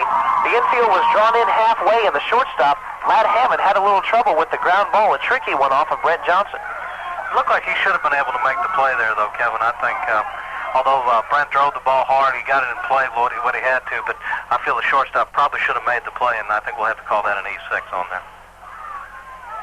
Anyway, you score it, 2 more come across, and the Rams have a little bit of pad onto that. It's now 12-8. A big-time difference from the Rams' first 3 games. In fact, the Rams in their first 3 games scored exactly 12 runs. In this game, they also have 12 runs. They've doubled their season output in the first 6 innings here, but they've also given up 8 runs, which is 4 times what they've given up in all of the other games combined. First pitch ball, 1 outside. And for the first time, I noticed a little different look on the Warhawks out in the field. That play seemed to have kind of broken the back a little bit, and Brett Mask could really help that with another shot here. Brett Mask with a single, his first time up. Leading off a few innings ago, there's a swing and a pop fly foul and out of play down the right side, 1-1. That one stayed inside the fence, but nowhere near the right fielder, Craig Gibson. And I've been kind of impressed with Brett Mask at the plate in the few at-bats he's had. He seems to battle up there. He's bailed out on a couple of Uncle Charlie's, the old curveball there, but seems to handle the fastball pretty well and takes the pitch where it's pitched and has done a good job of hitting. Warhawks play the infield completely in here. The 1-1 on the way. There's a called strike on the inside corner, 1-2. And just what I had mentioned a moment ago, the big hook, the curveball, and Brett was about halfway to the third base dugout on that one as it dropped in for a called strike. So after that, you kind of wonder what Thomas will be coming back with. Probably would call a curveball, an out pitch probably away. It's a fastball away and outside the strike zone, 2-2. Probably setting him up now for that inside one. Got him leaning over the plate a little bit, and somebody that bails out on the curveball, this is a good spot to come back in with that inside curve. Allen leads away from third and Johnson from second. The stretch, the 2-2 pitch swung on and grounded on 1 hop to third. He is going to come home, and the runner there is out, but safe at first is going to be Britt Mask. Sam Allen came in, did the best he could, but the catcher, Ben Henning, protecting home plate, and Allen was out by a good 10-15 feet. Evidently, Coach Brassfield had the contact play on. If contact was made, he was sending Sam on the play because he was basically out from me to you on the play. But there's always a chance. You got to make them throw you out, and you can't really disagree with it. The Warhawks haven't exactly been throwing the ball with the best of accuracy. So it was a good try, but they made a good play. They made the play. This will bring up Alexander, a fly out on his first at bat. He swings and pops one foul, 0-1. Rams with 2 runs in the inning on only 1 hit. They've taken advantage of 2 Henry County Warhawk errors, making 3 errors from the Henry County Warhawks so far in this game. Runners at first and third here for the Newton Rams. As Travis Thomas checks the runners, he comes to the belt. His 0-1 is on the way. It is a curveball that dropped in for a strike. A lot of drop on that curveball. It's 0-2. One of the better breaking balls he has thrown. Kind of surprised we haven't seen Britt Mask off to the races, especially with the first and third chance here, with the possibility of a bad throw and the run coming home that way. Henning is setting up outside. Thomas to the belt. His 0-2 pitch with the runner going is outside. Runner heads for second. The throw is into center field. And coming in to score is going to be Brent Johnson. And stopping at third is Britt Mask. And they have the headset on, Bill. I believe they do. You called that one perfectly. Give yourself the call of the day as it's 13-8. The throw down to second went into center field as Mask was going on the 0-2 pitch. It's now 1-2, and another run is home. Well, that's just good coaching by Coach Brassfield. He saw it happening, and that's a run that you might not get, but when you make things happen, the runs come across. So on the error, Mask is now at third. The 1-2 pitch in the dirt. Henning keeps it out in front. Britt Mask very alert out there. He was ready to score if the ball got by the catcher. It's 2-2. Tale of a couple different innings here. In the Rams' big inning, they hit the ball with authority all over the place. This inning, only 1 hit, but the errors and making things happen with the speed on the base paths have helped them score the runs. The only hit was a single from Sam Allen. Here's the stretch by Thomas. His 2-2 pitch swung on, popped up foul. First base side and out of play. Deuces remain wild, 2-2. And Sam Allen staying in there through this entire game, showing the good, strong senior leadership. Made a big play in that inning when they got the force at the plate, and also with his first 2 hits of the year. So Sam playing a good, strong game tonight. 2 for 4 in this game, and that for the season makes him 2 for 12.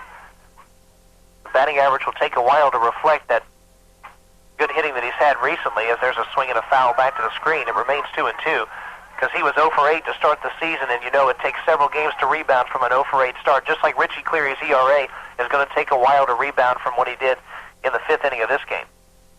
That's absolutely correct. But Sam's really driving the ball a lot better. The outs he's made today have been good, loud outs. The stretch, the 2-2 pitch, swung and missed.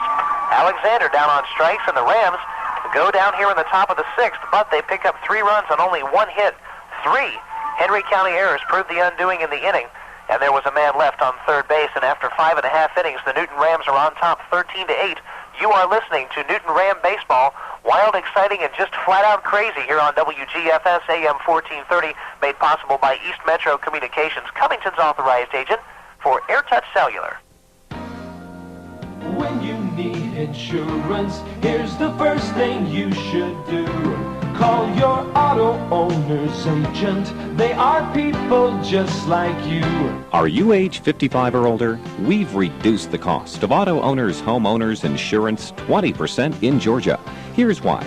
Our statistics show mature homeowners have fewer and less costly losses. So if you're 55 or older, it's only fair to charge you less for your homeowner's insurance. For mature homeowner savings, see your no-problem auto owner's insurance agent. Call your auto owner's agent. They are people just like you. See Steele Jones Insurance Agency, located on Floyd Street, Southeast in Covington. Or call 786-9213. Auto owners, the no-problem people. And welcome back to Craig Lunsford Stadium, Newton Ram Baseball.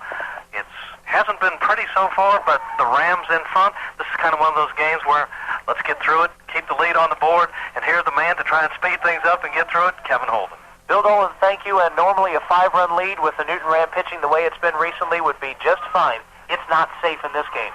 Richie Cleary's first pitch is high with a fastball, ball 1. Kevin McElwaney will be followed by Matt Magnus and Will Chafin. They're the first 3 men due up, the top 3 spots in the Henry County order. The Rams put 3 across in the top half of this inning, and the 1-0 pitch is low with a fastball, 2-0. Cleary is out there shaking his head, joins a lot of people shaking their heads right now at the nature of this game. Line by Cleary, his 2-0 pitch, inside, ball 3, 3-0. And both of us kind of shook our heads in disbelief a little bit as Richie Cleary came out. As much as he struggled that last night, a lot of times, nothing personal, but when a pitcher doesn't have it, it's best not to go to the well too many times with him. A 3-0 pitch, there's a called strike, 3-1. Down the first base side, Joe Brassfield is standing out in front of the dugout watching his pitcher, and standing next to him charting pitches is Lance Coffin, probably trying to get noticed. The 3-1, a called strike inside corner, 3-2. Still kind of surprised that we haven't seen Lance Coffin yet. Coffin was scheduled to be the second pitcher of this game, but Luke Allen came out after 4 innings as the 3-2 is popped foul right behind us. Coach Brassfield with that strict pitch count, and Allen reached 70 pitches, so he was lifted. They decided to put Cleary in and save Lance Coffin, and Cleary in 1 inning gave up 5 runs, walking 4 and giving up 3 hits, but he's back out there for his second inning, and there's ball 4 high. So the leadoff man, and that's the leadoff batter in the order, receives the free pass, and that can never help. And you wonder how long Coach Brassfield is going to go with him in this inning, you know, particularly if he starts walking batters again. Matt Magnus will be the hitter. He's 1 for 2. Magnus flied out to center field his first time. Hit a big-time home run, turning on a Luke Allen inside fastball in the 4th. He walked and scored in the 5th. Cleary's throw to first base. McElwaney is back in.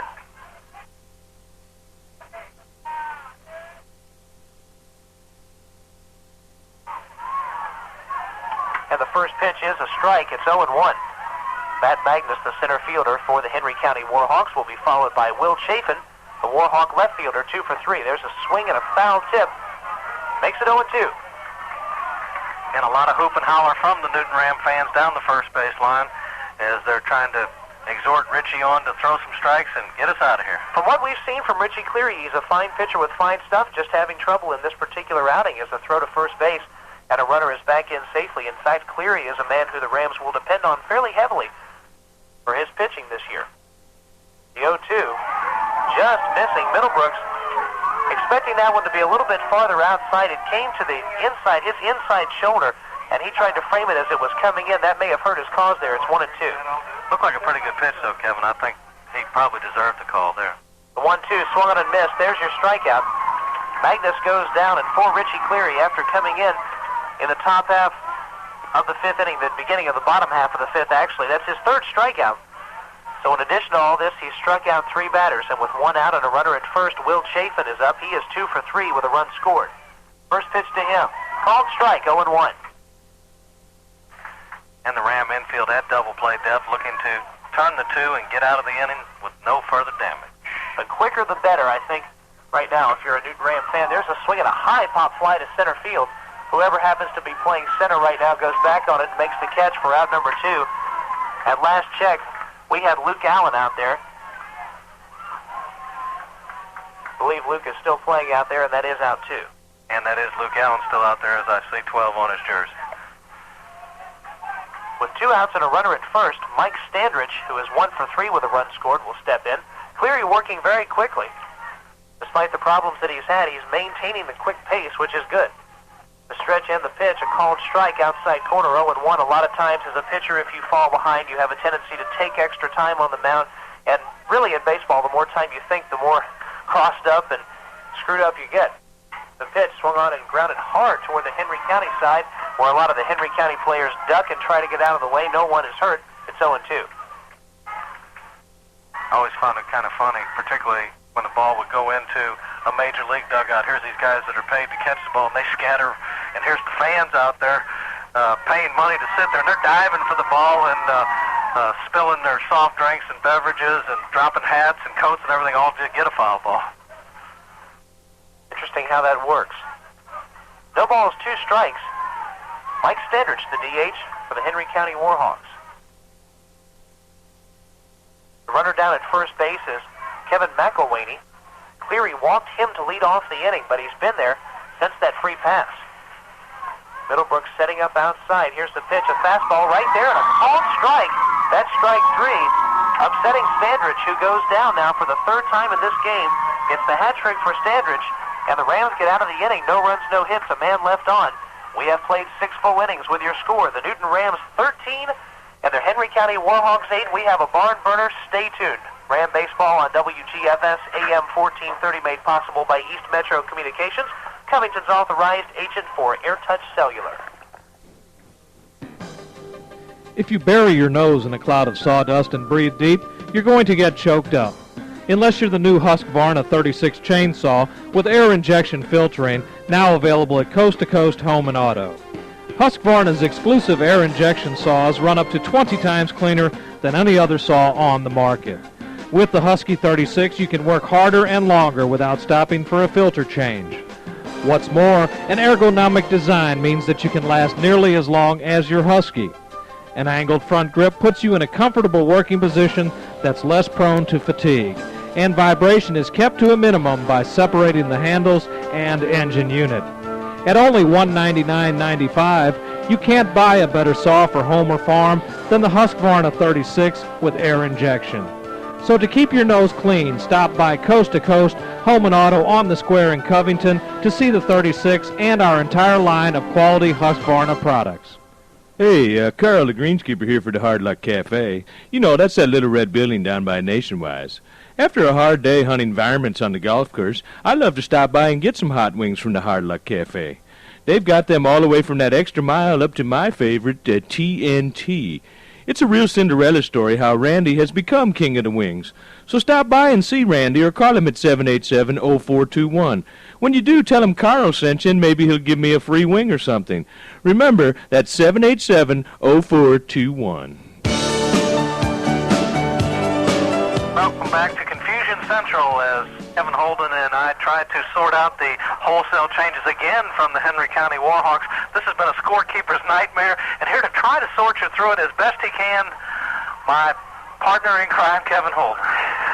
Sorting out messes has been the order of the evening. I've given up on the score sheet. Give me this. Let me see if I can figure out what's going on here. Our first baseman is now Travis Thomas, as we have a new pitcher who is Ladd Hammond. Kevin McElwaney, who was playing second, has gone over to play short. Jason Shadden comes into the game to play second. We have no idea in the order where he's hitting. And the new left fielder is Will Chafin, who started the game in left, moved to first. He's now back in left. The wide, the first pitch is low, 1-0. We do know Robbie Sanfilippo's up for the Newton Rams. And he's batting for Richie Cleary, who came into the game for Sanfilippo, who came in for Bryce Avery. The wind and the pitch. Outside, 2-0. And if you can figure that out, you're a step ahead of us out here. Sanfilippo with a count of 2 balls, no strikes. Here comes the wind by Ladd Hammond, and the freshman delivers high, 3-0. After Sanfilippo, on the on-deck circle is Chris Middlebrooks. He'll be followed by Ryan Allen. Ben Henning gives the signal. Here comes the 3-0 offering. It is low, ball 4, and on 4 pitches, Sanfilippo is at first base. And Ben Henning goes out to chat with Ladd Hammond, trying to get things straight, settle him down a little bit, get straight on their signals. He really wasn't too close on any of the 4 pitches. And, of course, at this point in the game, the last thing the Warhawks pitcher wants to do is come in and put some more Rams on base with the base on balls. Ladd Hammond is the 4th pitcher of the evening for the Warhawks. And his first pitch, a sidearm offering that goes outside, 1-0, trying to drop down sidearm there against the righty, Chris Middlebrooks. A la Dan Quisenberry and a host of others that have attempted to drop down from the side. A good ploy when you use it in the right moments, but when you throw it 6 feet outside, it's not too good. The 1-0 gets by the catcher, and a runner's going to head for second. And the catcher, Ben Henning, dropped the ball momentarily. That allowed Sanfilippo to move up to second. Actually, he was breaking on the pitch, so he was already going as the pitch came in, so he gets credit with the stolen base, even though the pitch was in the dirt. So give him a stolen base. Middlebrooks is up there. Ryan Allen on the on-deck circle, we know that much. The 2-0 offering, a 3/4 delivery. There's a called strike, 2-1. And once again, Coach Brassfield having those Rams out there running, trying to get some things happening like it did last inning where they were able to score some runs without the benefit of too much stick. The 2-1 swung on and grounded right in front of home plate, but foul. It goes to 2-2 on Chris Middlebrooks. No one out. We're in the top half of the 7th. The Rams at one point led this game 10-0. Henry County came storming back. Rams have padded their lead a little, but you don't feel safe even though it's a 5-run lead, 13-8 on the scoreboard. Anything can happen even though we're in the 7th inning, which is the last inning in high school baseball, provided they don't play extra innings. The stretch from Ladd Hammond and his pitch, a little bit high, and inside, 3-2. Hammond came with a half sidearm type delivery, a curveball that almost caught the inside corner. Had Chris Middlebrooks bailing out, and he wouldn't have had a chance had it broke a little farther. Pretty good pitch, but didn't quite get to the inside corner. The stretch, the 3-2 pitch, swung on and grounded towards second. Jason Shadden makes the play. His throw to first in time for the first out. Sanfilippo moves over to third on the ground out. Which, with less than 2 outs, is an important play there. Chris Middlebrooks, as they would say in the professionals, gave himself up that time to hitting the ball towards the right side to move the runner over to third. Now just about any type of thing can get that extra run home from third. And the way this game's going, we need every run we can get. And here is Ryan Allen, who is 0 for 3. Grounded into a double play, also grounded out to second and struck out. He takes the pitch for ball 1, and we have a correction. Richie Cleary was never inserted into the number 1 spot in the batting order. What happened, Sanfilippo came in for Bryce Avery, then moved to left, and then back to center. There's a called strike, 1-1. Ryan Allen, who has played only 2 positions in this game, second and short. The senior batting from the left side against the right-hander Ladd Hammond. As he gets the sign, the Henry County infield playing in. The 1-1 pitch, a sidearm delivery, caught the outside corner for a strike, 1-2. This is an important at-bat in this sequence for the Rams. Ryan Allen really needs to try and, especially with the drawn-in infield, he needs to get the ball in play and get it out into the outfield and bring the run home from third. So Ryan Allen awaiting a 1-2 offering as Sanfilippo takes his lead. And the 1-2 pitch caught the outside corner for strike 3. Ryan Allen did not think so. He is disgusted with it, but it is out number 2. First strikeout for Ladd Hammond, and the 4th for Henry County pitching. Make that the 5th. Kind of a real backdoor curveball on that one. As it went around the house and came in the back door, I think. First pitch to Luke Allen is outside for ball 1. In fact, that may have missed the back door and hit the outhouse behind the house. Luke Allen in this one is 2 for 3. 3 runs scored. He has also walked once. Another sidearm offering to him is a called strike on the outside corner, 1-1. Luke Allen, a rarity in this game. No one has pinch hit for him. He has stayed in the same spot on the batting order and has not been lifted yet this game. He has played 2 positions. He's pitched and played center field.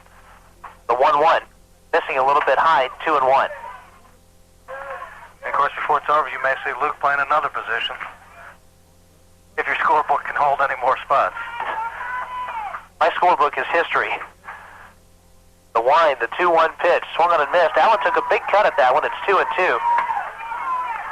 And Luke's not happy with himself. He had a really good pitch to hit. That was a heater right down central. He just didn't get around on it. 2 balls, 2 strikes, 2 outs. Ladd Hammond into the wind, and his delivery is outside for ball 3. The count runs full here, 3-2. After this game is over, we'll turn the score sheet over to the Central Intelligence people and see if they can make sense of it. Should tie them in knots for quite a while. Here comes the wind and the payoff pitch. Swung on and hit hard toward left field. Going back on this one is Chafin. He is still going back on it. It bounces at the base of the wall. Sanfilippo will score. It is 14-8. Stopping with a stand-up double is Luke Allen. And another run on the scoreboard on a 3-2 pitch with 2 out of the 7th. Well, that ball got off the bat in a big-time hurry, heading out towards the left field wall. The left fielder turned, running full tilt on it, finally stopped, and had a little trouble seeing it, and then it did hit right at the base of the wall. Really driven to the opposite field. Luke Allen showing a good poke to the opposite field, and Rams trying to get a few more runs home here, and here's a guy that could lose one for you. Richie Cleary is the hitter. He is 2 for 3, we believe, as he takes the first pitch low and outside for ball 1. He started this game in left field. Michael Doss pinch hit for him in the 4th, went into play left field in the 4th. Then in the 5th, Cleary came back into pitch, reinserted in the 5th spot, and in the 6th inning, he reached on an error. Swings and misses at this offering. He was looking for the downs. It's 1-1. Very deep to left center field here at Craig Lunsford Stadium. And a couple of the shots hit to that side might have been out on a couple of other places. Stretch, the 1-1 offering coming from the side. Cleary swings kind of weakly at it just to get a piece of it, fouls it back. It's 1-2. That ball where Richie reached was kind of at a critical spot. It got things going in that sixth inning. He drove it pretty far and hard to right field. The right fielder just misplayed it and turned it into an adventure. Sam Allen is on deck. 2 for 4 in this game, his first 2 hits of the year. And on the 1-2 pitch, Ladd Hammond nearly fell down after delivering that one well outside. A good stop from Henning. It's 2-2. Hammond fell down, managed to catch his footing at the last moment out there on the mound after releasing the pitch. Luke Allen leads away at second. Richie Cleary, owner of the Rams' lone home run in 1995. And the 2-2 pitch to him, swung on and popped up behind us. Count remains a couple of balls and a couple of strikes.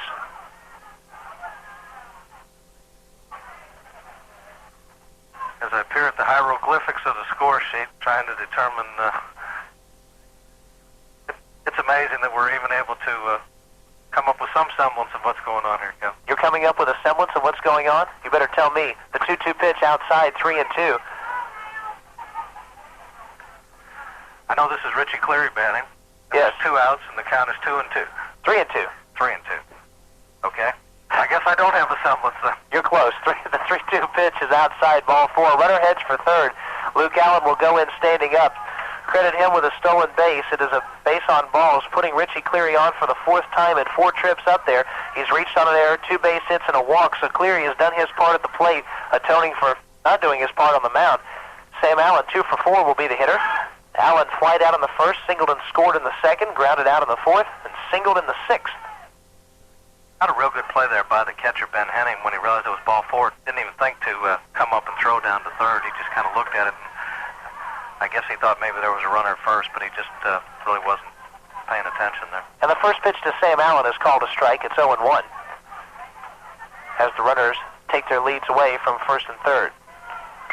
There's a swing and a high pop fly into right field where Gibson is coming on and puts a merciful end to the top half of inning number 7. The Rams put across 1 more run on 1 hit. No errors. 2 men left on base. Bottom half of the 7th inning and the last chance for the Henry County Warhawks with the Newton Rams on top. 14-8 Newton Ram baseball here on WGFS AM 1430, made possible by East Metro Communications, Covington's authorized agent for AirTouch Cellular. It's the Best Buys of March going on now at Mayfield Ace Hardware on the Square and in Newton Plaza. Ace white leather palm gloves made of durable white cotton canvas available in small or large, $197 a pair. An 18-inch garage sweep from the National Brush Company, $588. Ace 5-star flat latex wall paint, $7.97 a gallon. And an Ace 8.5-inch clamp lamp, just $333. It's the Best Buys of March going on now at Mayfield Ace Hardware on the Square and in Newton Plaza. Charles Evans Nissan refuses to be undersold. We will meet or beat any advertised price on any in-stock unit. If you are tired of high pressure and the runaround, come to Charles Evans Nissan in Conyers. We put the fun back into buying a car. Charles Evans Nissan is located at 1420 Iris Drive in Conyers, 922-7600. Remember, Charles Evans Nissan. We won't be undersold. That's 922-7600. And Frank Lunsford Stadium. This game almost 3 hours old. We head to the bottom of the 7th inning, and mercifully trying to wrap it up, the man with the play-by-play, Kevin Holden. Okay, Bill Dolan, thank you very much. We have tried our best to keep things under control. We know where the Newton Ram defense sets up. Robbie Sanfilippo is in left field. Luke Allen is in center. Britt Mask in right. Sam Allen at third.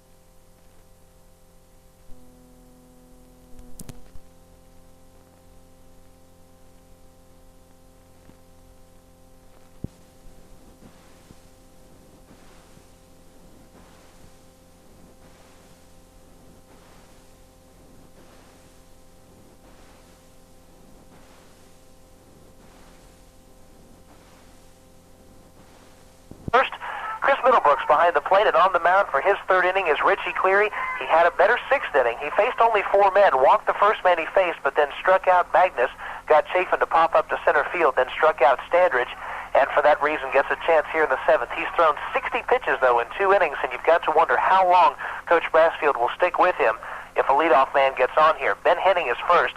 He is 0 for 1 with a pair of walks. And the first pitch to him is a called strike, 0-1. And that's a good sign that he comes out throwing strikes. Actually, that looked like one of the better fastballs he's thrown. Had some movement on it, good location. The 0-1 pitch is on the way, high and inside, ball 1.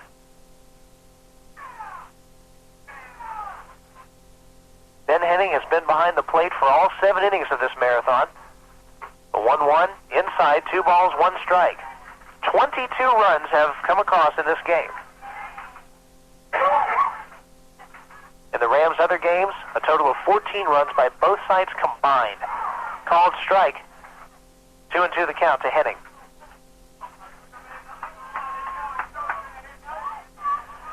Middlebrooks giving the signal. Cleary into the wind. His 2-2 delivery. Inside ball 3, and the count runs full. 3-2. This game coming close to the 3-hour mark. We're about 2 hours, 45 minutes into this game. How many times have you had to say that? The count is now 3-2. The wind in the 3-2, swung on and grounded on 2 hops. Cleary fields this one nonchalantly, and his throw to first is in time. And 1 out here in inning number 7, and Cleary is now set down 4 in a row. Seems to have settled down considerably after walking the leadoff hitter in the 6th inning. And I guess that's why Coach Brassfield decided to go with him and maybe rest the pitching staff. They got a lot of games next week. And I guess he doesn't want to wear them out. Perhaps we'll see Lance Coffin start Tuesday. Jason Wilson takes the first pitch for a strike, 0-1. Next week, the Rams could play as many as 6 games. In fact, they should play 6 games. They'll have a game Tuesday, a game Wednesday, a pair Friday, and probably a pair Saturday, as there's a swing and a foul tip, 0-2. It'll be Mount Zion as part of this South Metro tournament on Tuesday. Wednesday, they play Fayette County. Friday, a doubleheader against True. The 0-2 swung on and popped foul. Out of play. The count remains 0-2. And then probably we'll be back here Saturday in one form or another playing, hopefully for the championship. The number 1 seeds from each bracket will play in the finals on Saturday. In fact, the number 2 seeds have their own bracket and so on, as the 0-2 is high and outside a waste pitch, 1-2. When this game began, about 15 years ago, Luke Allen set down the first 6 men he faced. And the 1-2 pitch is high with a fastball, 2-2. Cleary missing high with the fastball in the 5th inning led to walking the bases loaded to start that inning. The wind, the 2-2 pitch in the dirt, 3-2. And once again, those horrible words, 3-2 the count. For probably only about the 35th time tonight. 14-8 is your score, ladies and gentlemen. And it hasn't been pretty, as you can tell. The 3-2 pitch swung on and popped up into shallow center field. Ryan Allen goes out, Luke Allen comes in, and he makes the catch, and that's out number 2. And Ram fans begin to breathe a sigh of relief with a 6-run lead and Henry County down to their last out. Maybe now the Rams can relax for a change like they were about 3 or 4 innings ago. No, let's don't do that till this next batter is out. Then there'll be plenty of time to relax after the game, the bus ride back, and until practice Monday. This has been a tale of 2 games. There's no doubt about it. The first 3 innings, Rams outscored Henry County 10-0. Since then, they've been outscored 8-4. That hasn't really told the story. There's a called strike, 0-1. There have been some Henry County errors that opened up the way for the Rams to put some more runs across. It could easily be 10-8 right now. The wind, the 0-1, swung on and missed, 0-2. 1 strike away from ending this and pulling out the aspirin bottle. And can he make it easier, or will he have to go 3-2 just to keep us on edge? Let's hope not. The 0-2 pitch, missing, low and outside, ball 1. 76 pitches from Richie Cleary in 2 2/3 innings. And time is called. The home plate umpire called time, and it's going to delay this one even longer. A ball, 2 strikes. Travis Thomas, the hitter. The pitch to him, swung on and popped up. This may do it. The man who is under it is Sam Allen, and he makes the catch. And this one is mercifully over. The Newton Rams have won it. Your final score, Newton County 14, Henry County 8. We're going to be back to finally wrap this puppy up. Newton Ram baseball on WGFS AM 1430, made possible, thankfully, by East Metro Communications, Covington's authorized agent for AirTouch Cellular. When you need insurance, here's the first thing you should do. Call your auto owner's agent. They are people just like you. Take the worry out of insurance claims with Auto Owners Insurance. Ranked as one of the top companies in the United States for claim service by a national consumer magazine, you'll enjoy a quick and fair settlement of your personal or business loss. In fact, we're known as the no-problem people because service is our claim to fame. See your Auto Owners Insurance agent today. Call your auto owner's agents. They are people just like you. See Steele Jones Insurance Agency, located on Floyd Street Southeast in Covington. Or call 786-9213. Auto owners, the no-problem people. If you want to save money on a great chainsaw, you want the Husqvarna 51. Because right now at Coast to Coast Home and Auto, you can pick up the powerful, reliable, and lightweight Husqvarna 51 for only $329.95. That's a savings of $70. With 3.1 cubic inches, the Husky 51 has the power to do some serious cutting. Thanks to an extra-large air intake and filter, it runs clean and cool.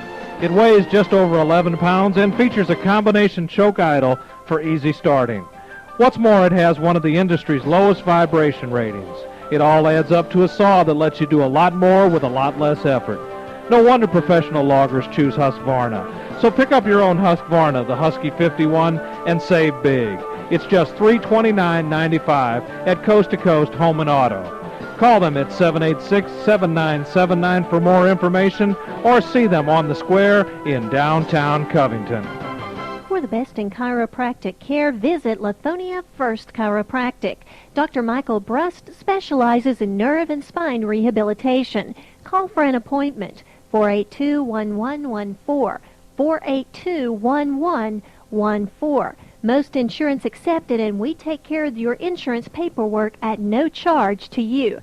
Call Lithonia First Chiropractic at 3081 Stone Mountain Street in Lithonia, 482-1114. 482-1114. And welcome back to Craig Lunsford Stadium, Henry County, and mercifully, Kevin Holden, it's over. The news is good. Not pretty, but good. We'll look back on this one and laugh. A couple of weeks from now, we'll look back on this one and we'll laugh. But the Rams do pick up the win. The Rams win this one 14-8. Your final totals on the game for the Newton Rams: 14 runs, 15 hits. They committed 2 errors. They left 6 men on base. Your winning pitcher in this game is Luke Allen.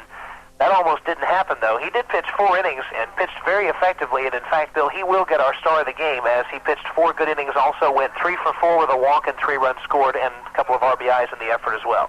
Yes, indeed. He stood out among the players there. I would like to give honorable mention to his brother Sam, who pretty much held the team together out there. Sam with a couple of key base hits in critical times and looking like the Sam Allen of old. But Luke with a real strong game. 4 effective innings. The 4th inning he was starting to weaken a little bit, but with a good stick, 3 big hits, and a base on balls also. Just an outstanding game. Played good defense when he went out to center field.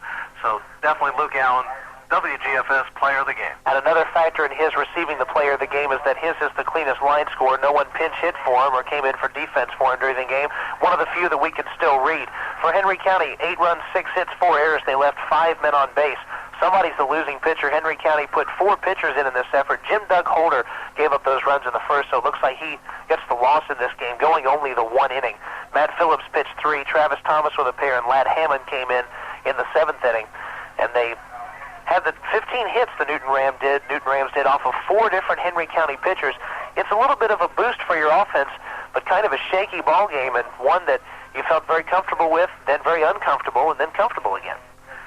Kind of bothered me a little bit when at the 5th inning, Coach Brassfield made the wholesale changes. I like seeing some of the younger players get a chance to play, but when you substitute the entire team, almost like a change in football, it gets a little scary. I mean, this isn't hockey. You can't make the line changes and all that. But he stayed with it and really didn't bring back in any of the starters. You kind of kept waiting to see it, and I guess had the Rams not picked up those extra runs, you may have seen a few more of them come back in, although Richie Cleary did bat, and that was instrumental. Big day with the stick for Richie. Not one of his better outings on the mound, but he did recover and come back and finish the game up.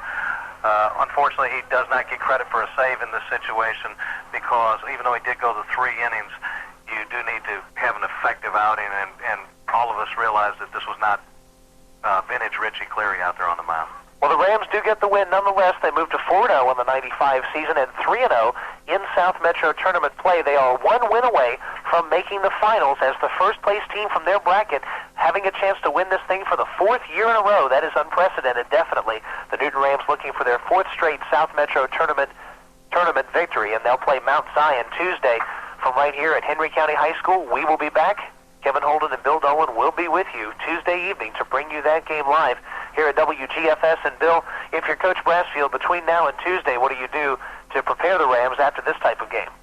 Well, I think you have to be happy at the way the bats are coming alive. It's just one of those games, I think, where you just go ahead and say, okay, we did a few things wrong.